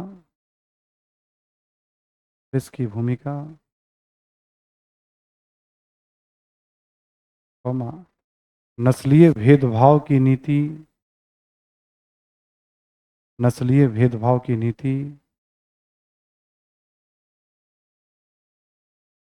कॉमा, मध्य वर्ग का उदय, मध्य वर्ग का उदय या उभार, उदय या उभार इत्यादि। ठीक, मध्य वर्ग का उदय या उभार। अब कहीं किसी राष्ट्र के बारे में नहीं सोचना, केवल भारत सोचिएगा। भारत में आजादी की लड़ाई, राष्ट्रीय चेतना क्यों आया? अंग्रेजों के शोषण के कारण लोगों में आक्रोश। पहला पॉइंट यही लिखा है हमने, शोषण। दूसरा क्या बताया? पाश्चात्य शिक्षा। भारत में भी शिक्षा आया तो आधुनिक विचारों का प्रसार आया, उससे क्या हुआ? मध्य वर्ग उभर कर आते हैं। प्रेस की भूमिका, अंग्रेजों की नस्लीय नीति। आप देखेंगे भारत में राष्ट्रवाद के उदय के कारण में सारे पॉइंट मैंने आपको दिखाए थे, याद है सभी को? किसको किसको याद है राष्ट्रवाद के उदय के कारण? अरे 50% लोगों को ध्यान है तो बहुत अच्छी बात है भाई, वेरी गुड। यही पांचों पॉइंट वहां भी लिखवाया था हमने, जो भी लिखवाया, प्लस और भी पॉइंट, लिटन की नीतियां, रिपन की नीतियां। आप में से कितने लोगों ने टेस्ट दिया था संडे को? इतने सारे लोगों ने टेस्ट दिया। कल जो टेस्ट था आपका, कितने लोगों ने टेस्ट दिया? फिर से हाथ उठाइए एक बार। भाई क्या बात है, इतनी बड़ी संख्या में लोगों ने टेस्ट दिया।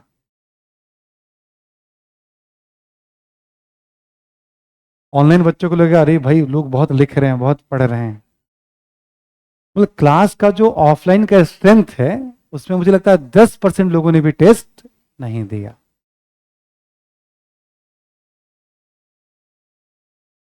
समझ में आ गई बात ना?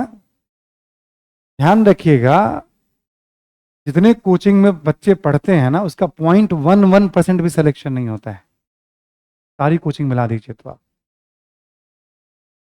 सिलेक्शन का कोचिंग से कोई रिलेशन नहीं है, सिलेक्शन का आपके डेडिकेशन से रिलेशन है, कोई संबंध नहीं है कोचिंग से। हम लोग क्या करते हैं, जैसे कोई एक टॉपिक है, इसमें ऐसे नहीं पढ़ना, इसको ऐसे पढ़ो। यूपीएससी करें एक ऐसा टॉपिक है, आप खुद से पढ़ेंगे 1 महीना भी कम पड़ जाएगा आपको। अभी मैं 1 घंटे में इसको समझा दूंगा, हो गई बात। पढ़ना किसको है? आपको। लिखना किसको है? आपको। ध्यान रखिएगा, जो लोग टेस्ट दे रहे हैं लगातार या पढ़ रहे हैं, बहुत जल्दी आप उनके बारे में बताएंगे ये हमारे साथ पढ़ते थे।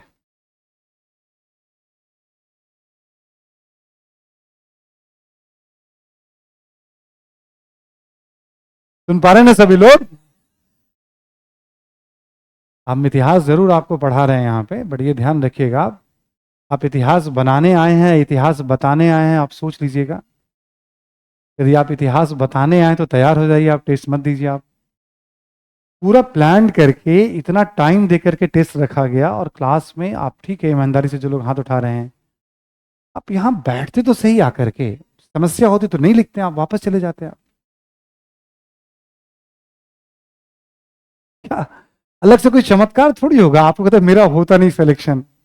आपको याद होगा हमने एक बार बच्चों के मूवमेंट में क्या कहा था, हमने आपकी क्लास में भी कहा था, देखो बच्चे मूवमेंट अधिकार के लिए करें, बुरी बात नहीं है, बट बच्चों को तो ठीक से पता ही नहीं होता कि तैयारी कैसे करनी है, पढ़ना कैसे। तो जब इतनी सारी बातें बताई गई हैं और आप उसको लेकर के यदि आप सीरियस नहीं होंगे, मान लो आपको एक मंच मिल रहा है, मौका मिल रहा है, आप ठीक है, आप 10 बार ब्लेम करोगे, कॉपी चेक नहीं होता है, ये नहीं होता है, वो नहीं होता है, इसके कारण हम नहीं कर पाते, उसके कारण हम नहीं कर पाते हैं। कोचिंग कंप्लीट होती, किसको ब्लेम करोगे फिर आप?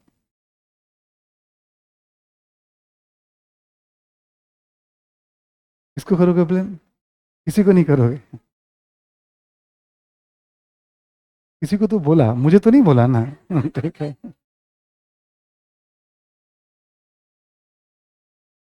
ये जो 10 बार आप कंप्लेन करते हैं, ये नहीं था, आप छोड़िए उसकी बात ना, आप क्या सीखते हैं रिवीजन करते तो आप। हमने शुरू में क्या किया, देखो मैं कह सकता था बहुत, देखो मैं ही पढ़ा रहा हूँ विश्वास, मैं खुद ही कह सकता था कि नहीं ऐसे पढ़ो, ये करो, मैंने खुद ही आपको फ्री कर दिया, आप रिलैक्स रहिए, इस टाइम को बचाइए, आप केवल क्लास नोट पढ़िए। विश्व इतिहास से कंप्लीट फ्री कर दिया आपको हमने। इवन ज्यादा क्वेश्चन भी आएंगे तो रिस्क वाली बात नहीं है, बहुत स्थिति में रहेंगे आप। समस्या ऑब्जेक्टिव में आती है, वहां हम इग्नोर नहीं कर पाते, क्योंकि पीटी में उससे सवाल आ जाते हैं। समस्या सब्जेक्टिव में नहीं होती, तो हमने खुद ही आपको रिलैक्स कहा था, एक बार रिवीजन करना था। 45 तक पूछने का मतलब ये हो गया, हमने क्वेश्चन खुद ही बनाए थे, और क्वेश्चन भी बहुत आसान सही रखा था हमने। बस एक आखिरी 8वां क्वेश्चन जो था, हमने एक ही दिया था, बट जानबूझ के बुद्धि लगाने वाला दिया था, कि आप बुद्धि लगाइए, अपने आप को देखिए। बहुत सारे बच्चे हैं जो अप्लाइड सवालों को लिखते हैं, इजी तो था, हाँ, क्योंकि हमने उसको चर्चा करा रखा था, बट वो था अप्लाइड। आपने कैसे लिखा नहीं लिखा वो आपके ऊपर है, अब ठीक, हमने समझा रखा था उसको पूरी तरह से, है ना। इससे क्या होता है, आपका एक बार मैनेजमेंट सामने आ जाता है। जैसे अभी हमने कहा था, मैं वर्ल्ड और मॉडर्न का एक साथ टेस्ट ले लूंगा, अब उसमें क्या टेस्ट लूंगा जब ये उत्साह है तो, बट आपको लग रहा मैं नहीं लूंगा, मैं लूंगा। क्यों? कि जिन बच्चों ने हाथ उठाया है, इनफैक्ट वही आगे दौड़ने वाले भी हैं, ठीक है, वही आगे दौड़ेंगे भी, तो मैं लूंगा ही लूंगा टेस्ट उन बच्चों के लिए। क्यों? हमें टारगेट सेट करना है ताकि वो रिवीजन करें, हमारा मकसद है उन पे प्रेशर बिल्ड करके रिवीजन कराना, ठीक है। तो मैं भी कल ही आपको डेट अनाउंस कर दूं, क्योंकि विश्व इतिहास का भी टेस्ट हुआ ही है, और एक मॉडर्न इंडिया का टेस्ट में अनाउंस कर देता हूँ, मिक्स करके मैं आपको, छोटा टेस्ट होगा इस बार, हम लोग रख लेंगे करीब करीब 6 क्वेश्चन का टेस्ट रखेंगे हम लोग, 1.5 घंटे का, है ना, और या 4 क्वेश्चन का रख लेंगे। आपकी क्लास भी चल रही है, 1 घंटे आप राइटिंग कर दीजिएगा। 3 क्वेश्चन मॉडर्न इंडिया से होगा और 1 क्वेश्चन वर्ल्ड से होगा, या 4 क्वेश्चन मॉडर्न इंडिया से होगा, 1 क्वेश्चन वर्ल्ड से होगा। वर्ल्ड से कहां से होगा ये कहना मुश्किल होगा, कॉपी से होगा। क्लियर ना सभी को? कि जितना अहमियत वर्ल्ड को यूपीएससी दे रही है, उतना अहमियत हम भी देंगे अपने टेस्ट में हम। अब ये आपके ऊपर है कि आप मॉडर्न इंडिया को कैसे संभालते हैं, आपको टाइम मिल जाएगा। कम से कम आपको 8-10 दिनों का टाइम जरूर, 2 वीक का टाइम दिलवाऊंगा मैं, है ना। बट ये टेस्ट कंफर्म ऑर्गेनाइज करवाऊंगा मैं, ठीक है। तो आप सब लोग रिवीजन में लग जाइएगा मॉडर्न इंडिया के लिए, ठीक है। रिवीजन शुरू कर दीजिएगा, आप कंफर्म मैं टेस्ट करवाने वाला हूँ सब्जेक्टिव, ठीक है। वर्ल्ड हिस्ट्री को भी रिवीजन थोड़ा बहुत करते रहिएगा ताकि आप इससे फ्री हो जाएं। एक सवाल होगा, इजी ही सवाल होगा, उसमें कोई टफ नहीं होगा, ताकि एक बार रिवीजन आपका और हो जाए, ताकि आप फ्री रहेंगे कि हाँ ये हमारा तैयार। याद रखने के 2-4 बार साइकोलॉजिकल होता है कि तैयार है हमारा, ठीक है। अगर आगे आप कभी रिवीजन करेंगे तो आपका कॉन्फिडेंस बहुत हाई रहता है। हमने हर बार कहा आपको, टेस्ट में क्या नंबर आया वो बहुत बाद की बात है, आप घर पे कैसे रिवीजन करते हैं, यहाँ क्या फील करते हैं, उन सबको रीड करके जाके सुधार करिए पढ़ने के तरीके में। हम दूसरे हिस्से पे क्या फीडबैक आएगा, क्या बोला जाएगा, वो सेकेंडरी पार्ट है। हर बच्चा अपने लिए रास्ता बनाता है, रास्ता कैसे बनाया जाता है, हर टाइम टू टाइम न जाने कितने सुझाव आपको दिए हैं। आप महसूस करिए कि एक दिन आपका कैसे बीता, कितना रिवीजन किया आपने, हल्के में ले लिया, चलो क्लास टेस्ट है। हमने हमेशा कहा है क्लास टेस्ट का मतलब जब भी कंडक्ट हो एग्जाम से लाइटली मत लीजिए उसको आप। एग्जाम से हल्के में लेने का मतलब एग्जाम कोई बहुत अच्छा नहीं करने वाले हैं आप, फिर आप डिस्करेज में नहीं करता हूँ अपने बच्चों को, बट आपकी आदतें आपको वहां पहुंचा देंगे जहां आप डिस्करेज फील करेंगे। मैं तो कुछ क्या करूंगा, मैं, हम लोग क्या रास्ता ही तो बता सकते हैं हम लोग, ठीक है।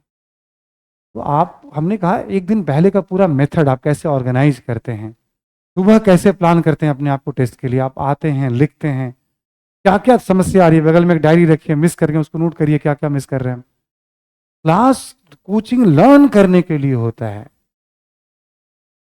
आप अपने आप को समझने के लिए होता है ये सब। छोटी छोटी बातों को, बड़ी बड़ी बातों को नोटिस करिए कि अगली बार ये गलती नहीं करनी है टेस्ट में हमें।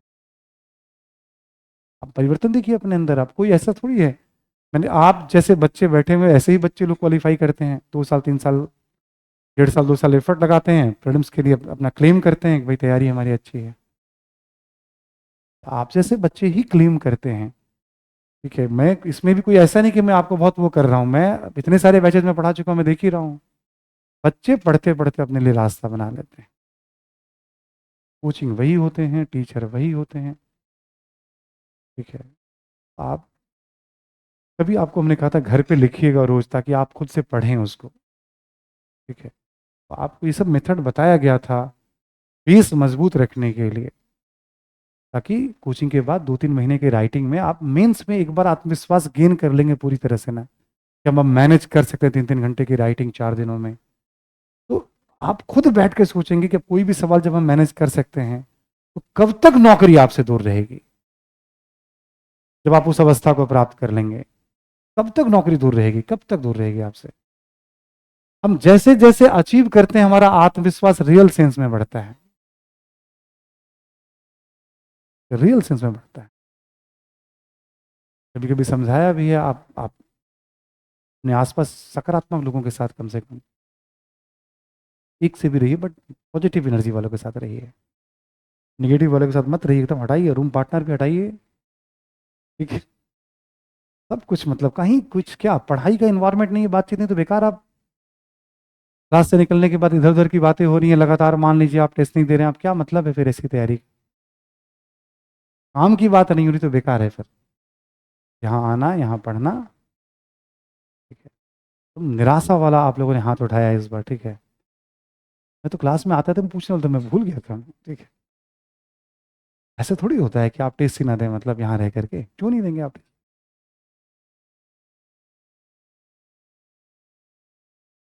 एक समय ऐसा था, मतलब जब पढ़ाना शुरू किया था तो मैं घर से पकड़ के ला कर टेस्ट दिलवाता था मैं, नंबर्स कम होते थे, ठीक है।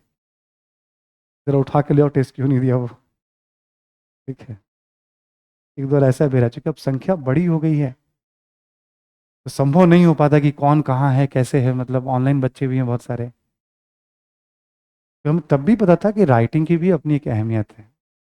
आई होप कि मैं ये मान के चलता हूँ कि आप अपने आप को असफल लोगों की कतार में नहीं देखना चाहेंगे। असफल दो तरह का होता है, एक असफल होता है, ठीक है, जिसको नौकरी नहीं मिली या किसी लेवल पे कभी जा करके, मेरी नज़र में असफल वो है जिसने ठीक से एफर्ट नहीं किया। नौकरी कम है, प्रतियोगिता है, रिस्क उसमें होते हैं, बट मेरी नज़र में वो असफल है जिसने ताकत ही नहीं लगाया, एफर्ट ही नहीं लगाया। आप इतने सारे बच्चे पढ़ते हैं क्लास में, जो भी बच्चा कुछ भी हमसे इंटरेक्ट करता है, बात करता है, जो मेहनत करके लिखता है, दिखाता है, एक बार भी आपको ये महसूस नहीं होगा, यदि वो एफर्ट कर रहा है, मेरी नज़र में एक बार आगे एफर्ट कर रहा है, तो अभी जब तक वो कभी भी मिलेगा मुझे ध्यान रह जाता है। पढ़ने वाले बच्चों से एक स्वाभाविक जुड़ाव हो जाता है, एकदम नेचुरल, मतलब तो कुछ नहीं करना होता है हमें, नज़र आ जाता है। ठीक है, कोई भी पढ़ता है, कोई भी लिखता है, तो ठीक। ये एक असफलता की नौकरी नहीं मिली, ठीक है, और एक असफलता की हमने एफर्ट ही नहीं किया, ये आपको कमज़ोर करेगा। टाइम कीमती है और इस समय एनर्जी बहुत ज़्यादा होती है। 2 से 3 साल मेहनत करेंगे, जीवन के किसी भी फील्ड में आप सफल हो जाएंगे, किसी व्यवसाय में, किसी कारोबार में बहुत अच्छा जीवन जी सकते हैं। ऐसा नहीं कि आईएएस बनना ही बड़ी चीज़ होती है लाइफ में। ठीक है, एक अच्छा इंसान बनना वो ज़्यादा ज़रूरी है, ठीक है, वो भी कम है। बट मेरे अपनी फैमिली में भी सबको हमने एक बार जीएस की क्लासेस के लिए मोटिवेट किया, वो लगभग जितने परिवार के हैं सबको करवा देता हूँ मैं कि जीएस तो पढ़ी लो, एग्ज़ाम दो या मत दो। मेरे परिवार में ज़्यादातर लोग अब वकील बनते जा रहे हैं, एडवोकेट हैं सब। ठीक है, सब जितने भी हैं, मतलब एग्ज़ाम्स वगैरह जुडिशरी के लिए वो सब प्लान, एक बार जीएस की क्लास में सबको कराता हूँ, राइटिंग कराता हूँ, क्योंकि जो लर्निंग यहाँ होती है ना, वो लर्निंग कहीं नहीं होती है। कभी कभी सुनते होंगे ना, पर्सनालिटी ग्रूम करता है। अब एफर्ट ही नहीं लगाएंगे तो पर्सनालिटी क्या ग्रूम करेगा? जीवन के किसी फील्ड में अच्छा नहीं करेंगे। ये दो तरह की सफलता, सफलता नौकरी मिल जाएगी तो बहुत लोग आपके अपने हो जाएंगे। मुझे बस केवल कभी मिल जाए तो बता दीजिएगा, हाँ सर नौकरी होगी, उससे ज़्यादा मुझे कुछ, खुशी बहुत मिलती है, बट बाकी कुछ ऐसा नहीं होता कि इसकी नौकरी होगी मुझे इससे कुछ ले लेना है। ठीक है, नहीं है। बट ये बहुत बुरा लगेगा कि आप अपनी नज़र में असफल हो जाएं। ये मैं पसंद नहीं करता हूँ मेरी क्लास में कोई पढ़ रहा हो और वो अपने आप को कमज़ोर माने, मतलब। ठीक है, तो ये चीज़ नहीं एक्सेप्ट करता हूँ मैं कभी भी। आप अपनी नज़र में इसलिए एफर्ट लगाइएगा सभी लोग, ये नहीं होना चाहिए। ठीक है, और एफर्ट लगाएंगे, मैं जानता हूँ बहुत कम लोग बने रहते हैं वहाँ तक। जितना आप कभी कभी देखें बीपीएससी को लेकर इतनी सारी बातें हुई, सब कुछ ठीक था, इतनी समस्याएं थी, पेपर आधे घंटे लेट से कहीं आया नहीं आया, जो आयोग समझे, ठीक है, तमाम लोग समझे। बट आज के दमे मैं होता तो एकदम कुंडली मार के एकदम बैठा रहता कि आएगा पेपर, मैं पहला काम करूंगा, चाहे हंगामा हो रहा है शांतचित्त होकर पेपर हैंडल करके, बाद में देखूंगा मुझे आंदोलन करना है कि नहीं। मैं इतना मेहनत करके वहां गया हूं, मैं वेट करूंगा, मैं कुछ भी करके मैनेज करूंगा, चित्त शांत रखूंगा, पहले मुझे एग्जाम, यदि मैं होता वहां पे तो पहले एग्जाम, 1 घंटा बाद ही सही। हाँ? वो एक समस्या है ना, आयोग उसके लिए देख रही है, जिसको नहीं मिल पाया वो तो गलत हुआ है ना। यार 150-200 ऐसा होता है, सेंटर पे एग्जाम दोबारा कंडक्ट कराए जाते हैं। आप एग्रेसिव मत होइए आप इतना। मैं समझ गया, आपने जैसे बोला मैं तभी समझ में आया, पेपर आपको भी नहीं मिला क्या? तो आप क्यों दूसरों के लिए एग्रेसिव हो रहे हैं? बच्चों के हक के लिए आप भी आवाज उठाइए, हम सब लोग आवाज उठाते हैं। हम क्या कह रहे हैं, आपने उसको अलग तरीके से लिया, हमने ये कहा कि आपको हर क्षण कभी ऐसा सिचुएशन आ गए, उस समय आपने मेहनत किया था। यदि 1 बजे भी पेपर मिला, आपको 1.5 घंटे का भी टाइम मिला, तो आपको अटेम्प्ट, आपने इतना मेहनत किया। तो अब देखो, व्यवस्था यदि लचर है, सरकार की गलती, आयोग की गलती, तो अब चीजें छिपती थोड़ी हैं, सोशल मीडिया पे आ गया है, न्यूज पे चल रहा है, दबाव है सरकार के ऊपर, कार्रवाई होगी ही होगी, सरकार जबरदस्ती तो गुंडे तो चलेगी नहीं किसी की। बट मैं जो बात आपको बता रहा हूं, कल ट्रेन कुछ हो गया, कल कुछ हो गया, जब आप एग्जाम देने जा रहे हैं उस समय आप कोशिश करिए कि हम एग्जाम, थोड़ा सा भी चित्त आपका ऐसा वैसा हुआ ना एग्जाम में, आपका कंसंट्रेशन, ठीक है, तो आप एक बहुत बड़ी चीज के लिए जा रहे हैं। मैं अलग तरीके की बात कह रहा हूं, आप अकेले नहीं है, हम लोग भी कभी एग्जाम फेस किए हैं, बहुत तरह की समस्याएं हैं सेंटर पे। ठीक है, और गलतियां की हैं तब बता रहे हैं आपको, नहीं उस समय हमें हैंडल, अब जब मिला ही नहीं पेपर तो वो बच्चा क्या करेगा बेचारा, वो तो अन्याय हुआ। अब किसी ने फॉर्म ही जमा नहीं कर पाया, उसका वो काम नहीं किया सर्वर सिस्टम, वो तो अन्याय है ना उस बच्चे के साथ, वो तो एकदम विशुद्ध अन्याय है। कोई भी लोकतांत्रिक सरकार को विकल्प देना चाहिए, ठीक है, इसमें तो कोई डाउट ही नहीं है। ठीक है, और मैं अभी भी पता नहीं क्यों होपफुल हूं, सोशल मीडिया के ज़माने में अन्याय नहीं चलेगा। कोई भी आप देखें, कोई संस्था गलती करती है, बच्चे सोशल मीडिया पे बखिया उधेर के रख देते हैं, कुछ करें या नहीं करें, टाइप करना तो उनको आता ही है। ठीक है, तो बच्चे कहाँ, समाज सक्रिय है, हर इस तरह के अन्याय का मतलब एक संस्था उसके तौर पे खान सर बहुत ओपनली उसका विरोध कर रहे हैं। ऐसा कोई मूवमेंट नहीं हुआ जिसको अपने स्तर पे हम सब लोगों ने समर्थन, लेकिन हम जैसे किसी आंदोलन में आगे खड़े होंगे ना जाकर के हम, तो भाई ये भड़का रहे हैं, सॉफ्ट टारगेट हो जाते हैं। क्या होता है मीडिया को मैनेज करके ना, कि कोचिंग वालों के कारण ऐसा हो रहा है, फिर बच्चों का अधिकार डाइल्यूट हो जाता है। किसी दौर में मेरा नंबर भी जो है, ठीक है, सर्विलांस पे रखा गया था। ठीक है, कोई सीसेट मूवमेंट हुआ था कभी, ठीक है, सर्विलांस पे था या नहीं था मुझे नहीं पता एग्जैक्ट, बट मुझे बताया गया था भाई कि आपके जहाँ सेंटर है वहाँ पे एक्टिविटीज़ बहुत होती है। हमने इतना कहा था कुछ भी गलत एक्टिविटीज़ हो आप लोगों को पूरा राइट है देखने का, बच्चों के हक में, बच्चे मिलते हैं खाली टाइम में आके संस्था में, तो मिलने का पूरा अधिकार हमने दे रखा है, पूरा अधिकार। ठीक है, एक दौर था कि जहाँ मैं क्लासेस लेता था वहाँ विधायकों की क्लास चलती थी। ठीक है, एक दौर ये भी रहा है, वहाँ 15-15 20-20 विधायक मंत्री आ रहे हैं, क्लास ले रहे हैं, फिर सीक्रेटली सारा आयोजित किया जाता था, वो सब गुप्त तरीके से संचालित होता था, कभी दौर रहा है। हमने डाइल्यूट होते हुए मूवमेंट को देखा है कोचिंग के नाम पे, मतलब मेरा अनुभव है, हमने देखा है, तो बच्चों का जेन्युइन हक सरकार कई बार उसको डाइल्यूट कर देती है, और सॉफ्ट टारगेट किसी को भी बनाया जाता है। राजनीति में ब्लेम से बचा एक तरीका होता है काम करने का। मैं होपफुल हूँ, आज मेरे ख्याल में आयोग का कुछ आने वाला भी है डिसीजन वगैरह, रिपोर्ट सौंप दी गई है, ठीक है, मतलब, और एक डिसीजन शायद आज आएगा, आई होप, हमें लग रहा है, अदरवाइज नहीं, कुछ नहीं होगा तो बच्चे तो फिर सड़कों पे उतरेंगे ना, जिनको अन्याय हुआ वो तो विरोध करेंगे। ठीक है, और स्टूडेंट्स का आक्रोश कोई सरकार नहीं झेल पाती है, ध्यान रखिएगा। युवा स्टूडेंट का आक्रोश कोई सरकार नहीं, अभी देखें आप योगी जी जैसे जो हमारे उत्तर प्रदेश के आदरणीय मुख्यमंत्री जी हैं, ठीक है, छात्र जब एकदम अड़ गए, पुलिस इतनी सख्त थी, उसमें क्या हुआ, 3-4 कोचिंग संचालन पे मजबूत कार्रवाई होगी, बच्चों को तो छोड़ दिया गया, कोचिंग सॉफ्ट टारगेट हो जाता है, 2 सील हो गया, 2 सील होने से किसी तरह से बच गए। ठीक है, उन्होंने क्या किया, बच्चों को केवल सपोर्ट कर रहे थे, वो खाना पीना, आंदोलन नहीं करवा रहे थे, एक सॉफ्ट टारगेट बन जाता है, इस तरह से सिस्टम ऐसे रन करता है।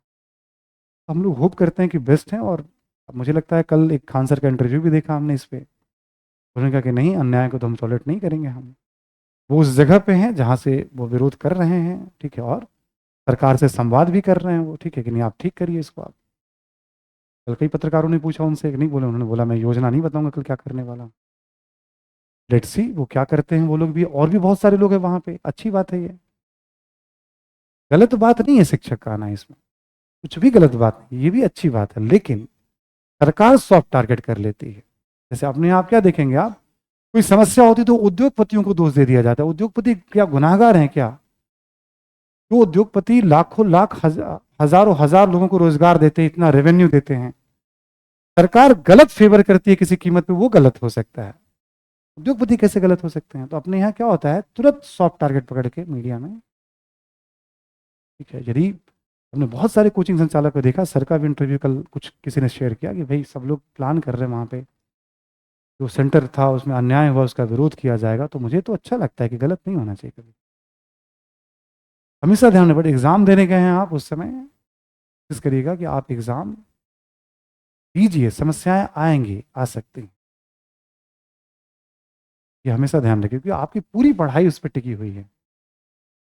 कल आप अधिकारी बनिए, आपको मौका मिले, जिस दिन एग्जाम उस दिन पूरी रात मत सोइए आप, पूरी व्यवस्था को देखिए आप, एक एक बच्चों का ध्यान रखिए आप, बच्चों को पानी मिला, बैठने की जगह हुई, ठीक है। रिटर्न कैसे देंगे आप?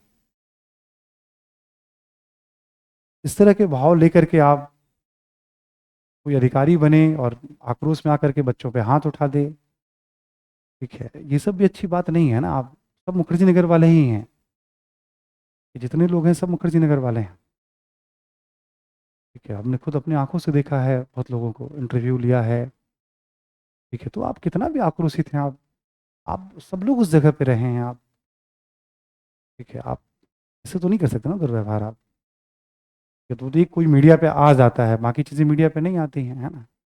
बट क्या होता है, काम का प्रेशर इतना है, दबाव इतना है कि आप जब आएंगे सिस्टम में तब आपको समझ में आएगा। बड़े बड़े शहर का कमिश्नर और डीएम बनना कितना टफ काम होता है, आक्रोश इतना है, ठीक है। तो बहुत सारे पक्ष हैं। सबसे बड़ा पक्ष है कि एग्ज़ाम फेयर हमेशा होना चाहिए, चुनाव और एग्ज़ाम हमेशा निष्पक्ष होने चाहिए, दोनों पे कोई भी आरोप ना लगे, तब समझिए कि सिस्टम एकदम ठीक है, दोनों निष्पक्ष होने चाहिए।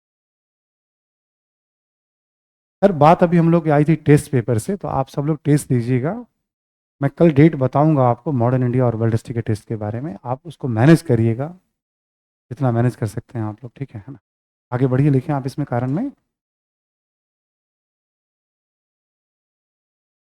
में अगला पॉइंट लिखेंगे आप कि कि जब जब जब जब साम्राज्यवादी, देखें आप, जब जब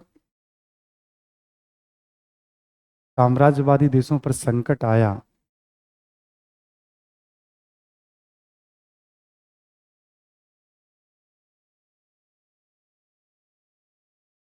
ठीक है, साम्राज्यवादी देशों पर संकट आया, तब तब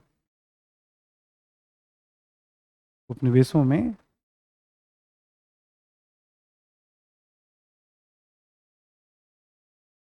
राष्ट्रीय आंदोलन उग्र हुआ।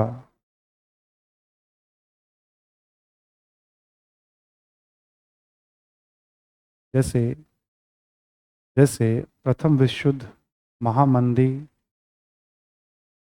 द्वितीय विश्व युद्ध, प्रथम विश्व युद्ध, महामंदी, द्वितीय विश्व युद्ध,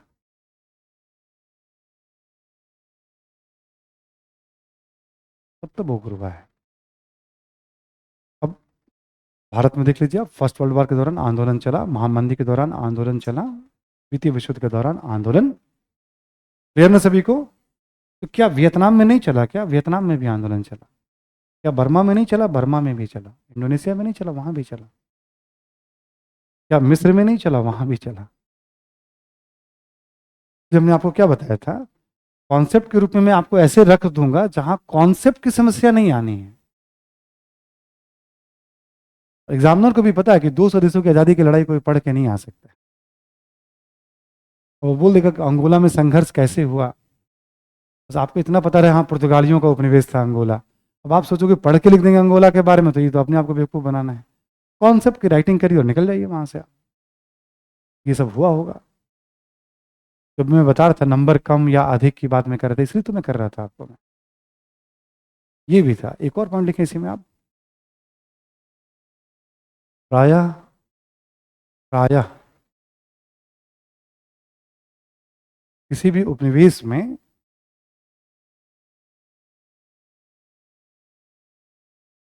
हिंसक और अहिंसक तरीके से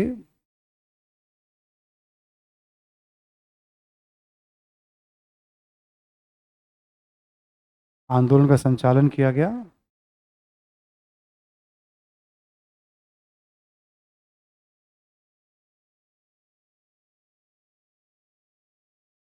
ठीक? हर देश में हिंसक आंदोलन भी हुआ, अहिंसक, बट अहिंसक सबसे ज्यादा दुनिया में कहीं आंदोलन हुआ तो भारत में।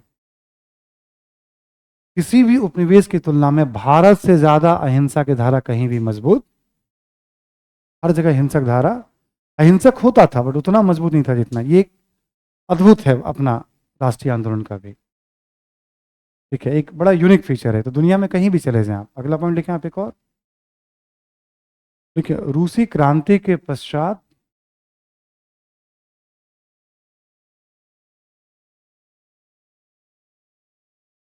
उपनिवेशों पर मार्क्सवादी विचारधारा का भी प्रभाव दिखा।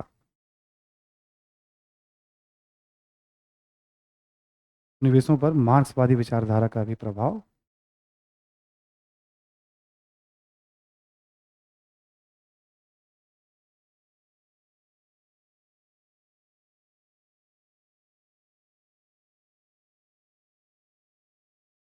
ठीक है, उपनिवेशों पर मार्क्सवादी विचारधारा का भी प्रभाव दिखा।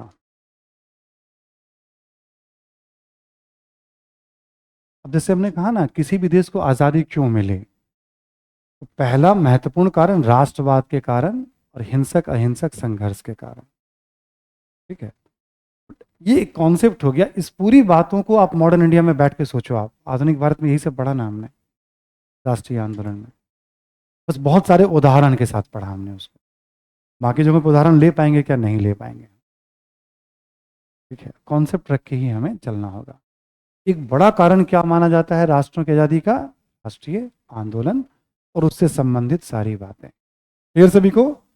नंबर 1 हो गया पॉइंट। अब दूसरा पॉइंट लिखिए आप, द्वितीय विश्व युद्ध।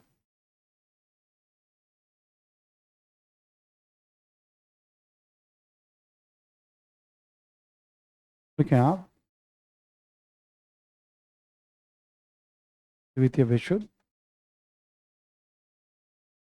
लिखें कि द्वितीय विश्व युद्ध ने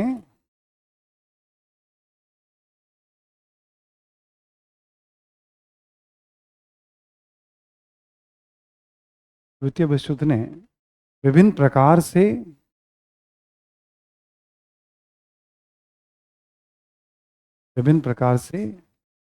उपनिवेशीकरण की प्रक्रिया, उपनिवेशीकरण की प्रक्रिया की एक मजबूत पृष्ठभूमि निर्मित की।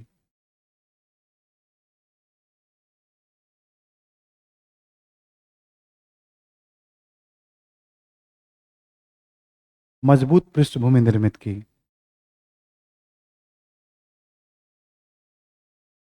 हम लोग अलग से ना इसकी बात कर रहे हैं हम लोग, हाँ। सेकेंड वर्ल्ड वॉर की हम लोग बात कर रहे हैं कि इसने अलग से कैसे राष्ट्रों की आज़ादी को गति प्रदान।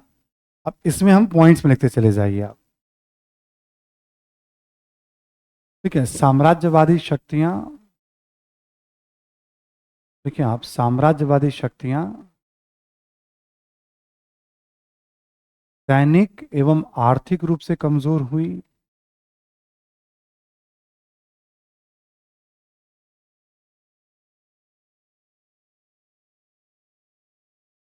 सैनिक एवं आर्थिक रूप से कमजोर हुई तथा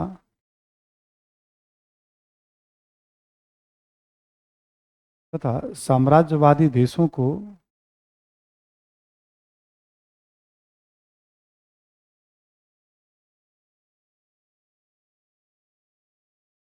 युद्ध के कारण व्यापक नुकसान हुआ।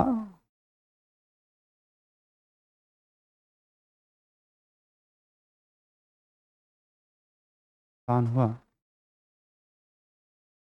और स्वयं इन देशों के पुनर्निर्माण की आवश्यकता थी।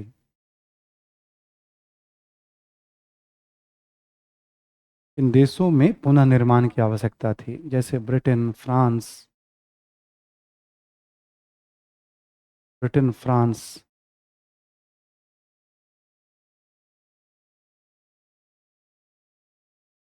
हिटलर ने इतनी बमबारी की कि उनको खुद अपना देश देखना था पहले, अब अपना देश बचाना था।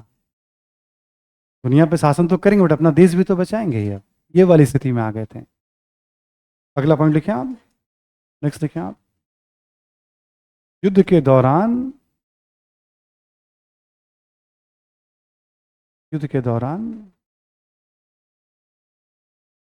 कई अवसरों पर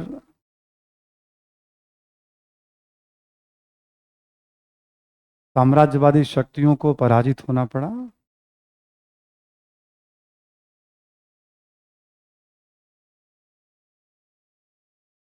पराजित होना पड़ा।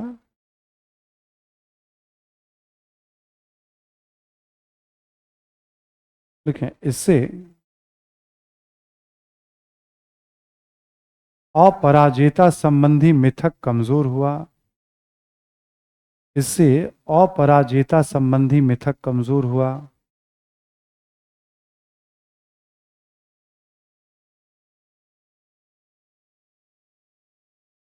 अपराजेयता संबंधी मिथक कमजोर हुआ। अब एक था कि हमें हरा ही नहीं सकते हैं। अगला पॉइंट लिखें आप। लिखें, बड़ी संख्या में उपनिवेशों के सैनिकों ने भी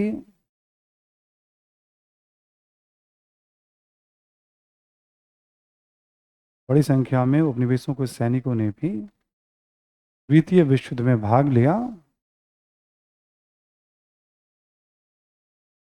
द्वितीय विश्व युद्ध में भाग लिया और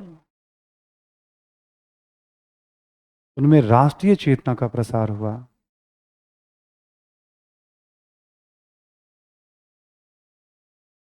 उनमें राष्ट्रीय चेतना का प्रसार हुआ। अगला पॉइंट लिखें आप। जापान की सफलता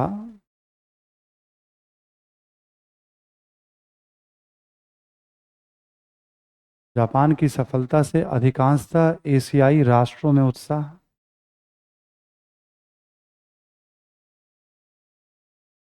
अधिकांशतः एशियाई राष्ट्रों में उत्साह।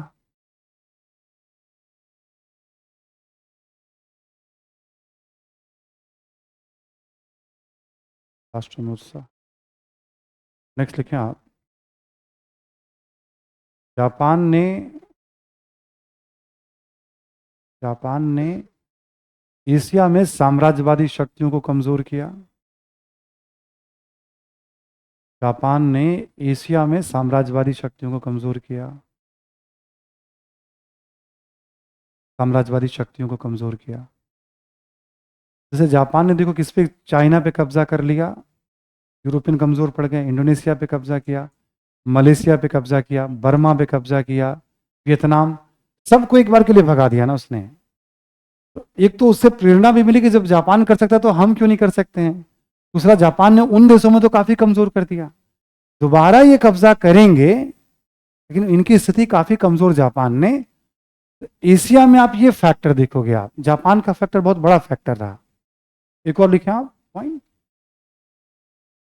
देखिए, द्वितीय विश्व युद्ध के दौरान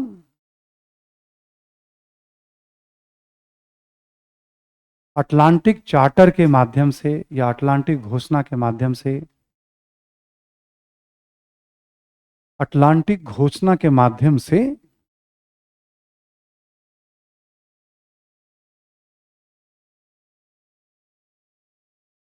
घोषणा के माध्यम से अमेरिका एवं ब्रिटेन ने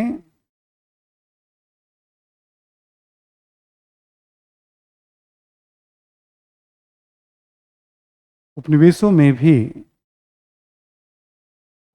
में भी आत्मनिर्णय के अधिकारों उपनिवेशों में भी आत्मनिर्णय के अधिकारों का समर्थन किया।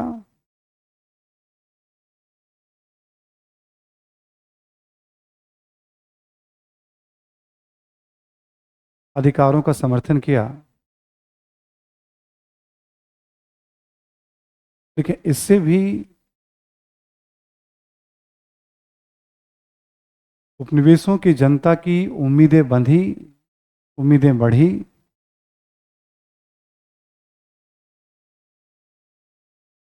उपनिवेशों की जनता की उम्मीदें बढ़ी।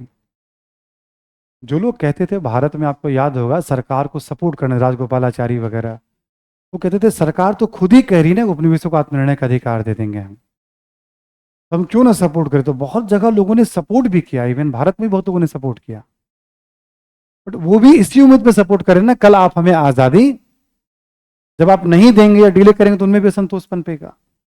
तो द्वितीय विश्व युद्ध ने तो कई तरीके से विउपनिवेशीकरण, अब जैसे कहा जाए कि द्वितीय विश्व युद्ध ने कैसे उपनिवेशों की आजादी को गति प्रदान की, तो आपके पास ये रीजन और भी रीजन है इसमें। अब लिखिए अन्य कारण। एक तो हो गया राष्ट्रीय आंदोलन, दूसरा हो गया द्वितीय विश्व युद्ध, अब आप लिखिए अन्य कारण।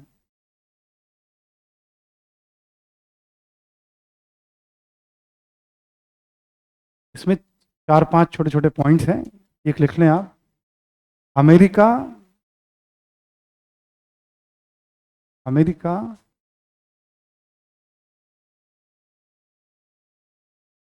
अमेरिका विउपनिवेशीकरण का समर्थन कर रहा था।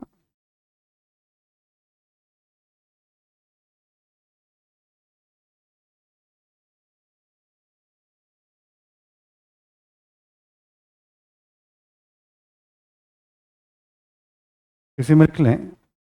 और यूएसएसआर भी,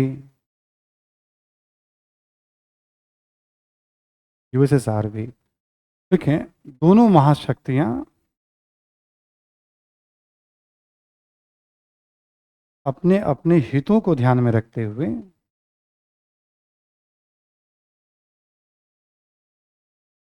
दोनों महाशक्तियां अपने अपने हितों को ध्यान में रखते हुए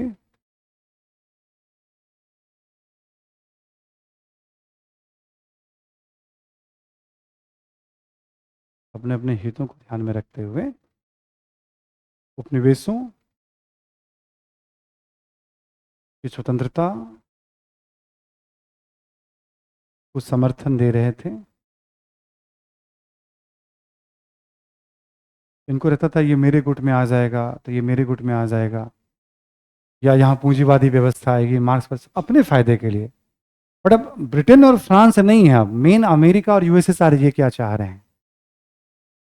तो जो सबसे बड़ी शक्ति, दोनों चाह रहे हैं कि विउपनिवेशीकरण हो, बट उनके शर्तों पे हो। समस्या ये थी, वो अपना हित देख रहे हैं।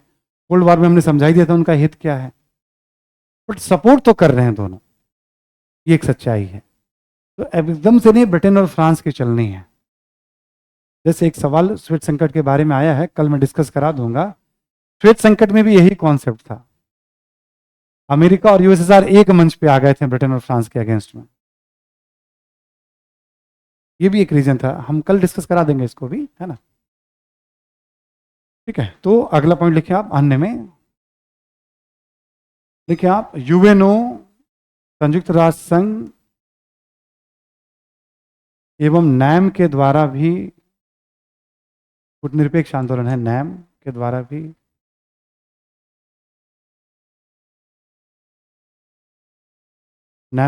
भी साम्राज्यवादी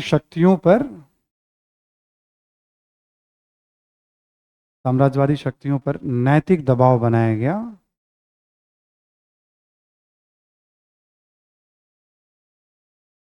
नैतिक दबाव बनाया गया। अब देखो नैम जो है ना, आप देखोगे ये नैम 1961 से एक्टिव होगी, है ना।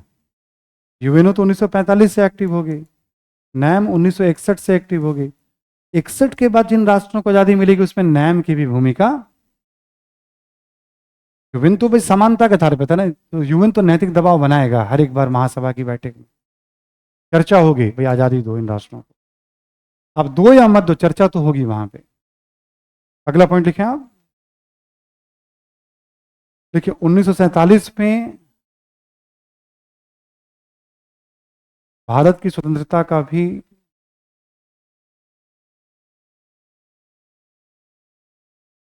एशियाई एवं अफ्रीकी देशों पर प्रभाव दिखा। एशियाई एवं अफ्रीकी देशों पर प्रभाव दिखा और भारत ने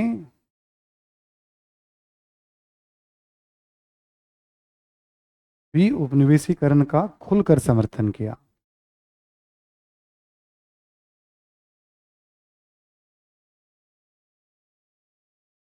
भी उपनिवेशीकरण का खुलकर समर्थन किया। इसमें भारत ने क्या किया था, दक्षिण अफ्रीका पे बैन लगा दिया बहुत तरह का। इंडोनेशिया के मुद्दे पे हॉलैंड का विरोध करने के लिए हुआ, कोई भी अपने बंदरगाहों का उपयोग हॉलैंड को नहीं करने देगा। फ्रांस पे दबाव बनाया, तुम हिंद चीन को छोड़ो। हम बहुत एग्रेसिवली काम करने लगे थे। हम स्वेट संकट में नेहरू जी ने ब्रिटेन को कहा था, 56 का जो दूसरा युद्ध था, ब्रिटेन को कहा था देखो सेकेंड वर्ल्ड वॉर में तो अब तुम दूसरे दर्जे के शक्ति हो गए थे, बट स्वेट संकट के बाद लगता है कि तुम तीसरे दर्जे की शक्ति भी नहीं हो। तो बहुत खुल करके उस समय अंतर्राष्ट्रीय स्तर पे हमने प्रेशर बिल्ड 47 के बाद। इसके उदाहरण भी मिलते हैं, बहुत सारे एग्जाम्पल मिलते हैं 47 के बाद। एक और पॉइंट लिख लें, लास्ट पॉइंट।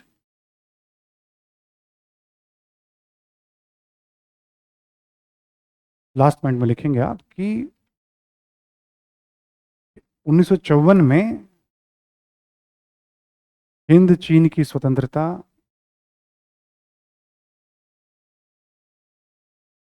चौवन में हिंद चीन की स्वतंत्रता,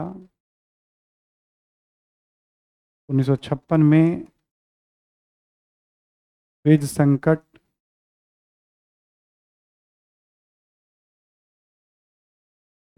तथा ब्रिटेन एवं फ्रांस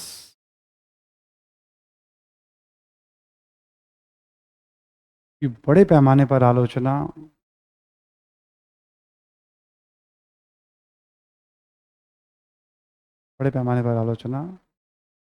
तथा अरब राष्ट्रवाद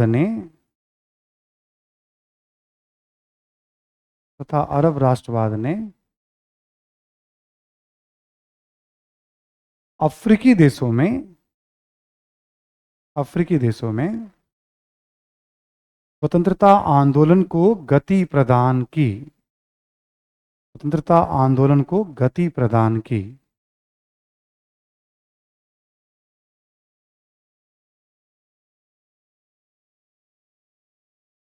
ठीक है, ये सब जो घटना है, स्वेज संकट कल समझाऊंगा मैं आपको, जब अरब इजराइल युद्ध समझाऊंगा। हिंद चीन पे भी कल थोड़ा समझाऊंगा आपको क्या हुआ था यहाँ पे। अरब राष्ट्रवाद कल कोई खास टॉपिक नहीं होगा, बट चाइना क्यों रह गया, 10-12 टॉपिक पे रंगभेद क्या है, कुछ पॉइंट्स कराऊंगा, कुछ समझाऊंगा, कुछ सवालों का उत्तर कर दूंगा मैं आपको, और एक बार पूरा रिवीजन आपको मैं करा दूंगा। बाकी व्यू ऑफ न्यूमेरिकल में छोटी सी चीज और रह गई, वो कल करा दूंगा आपको, बाधाएं क्या थी, है ना। कल मिलेंगे, कल हम लोग की लास्ट क्लास होगी विश्व इतिहास पे। ठीक है, थैंक यू एवरीवन। और कोल्ड वार और ये रिवीजन करके आइएगा, व्यू ऑफ न्यूमेरिकल, इसकी जरूरत पड़ेगी कल हमें, है ना। कोल्ड वार और रिवीजन करके आइएगा। ठीक है, थैंक यू।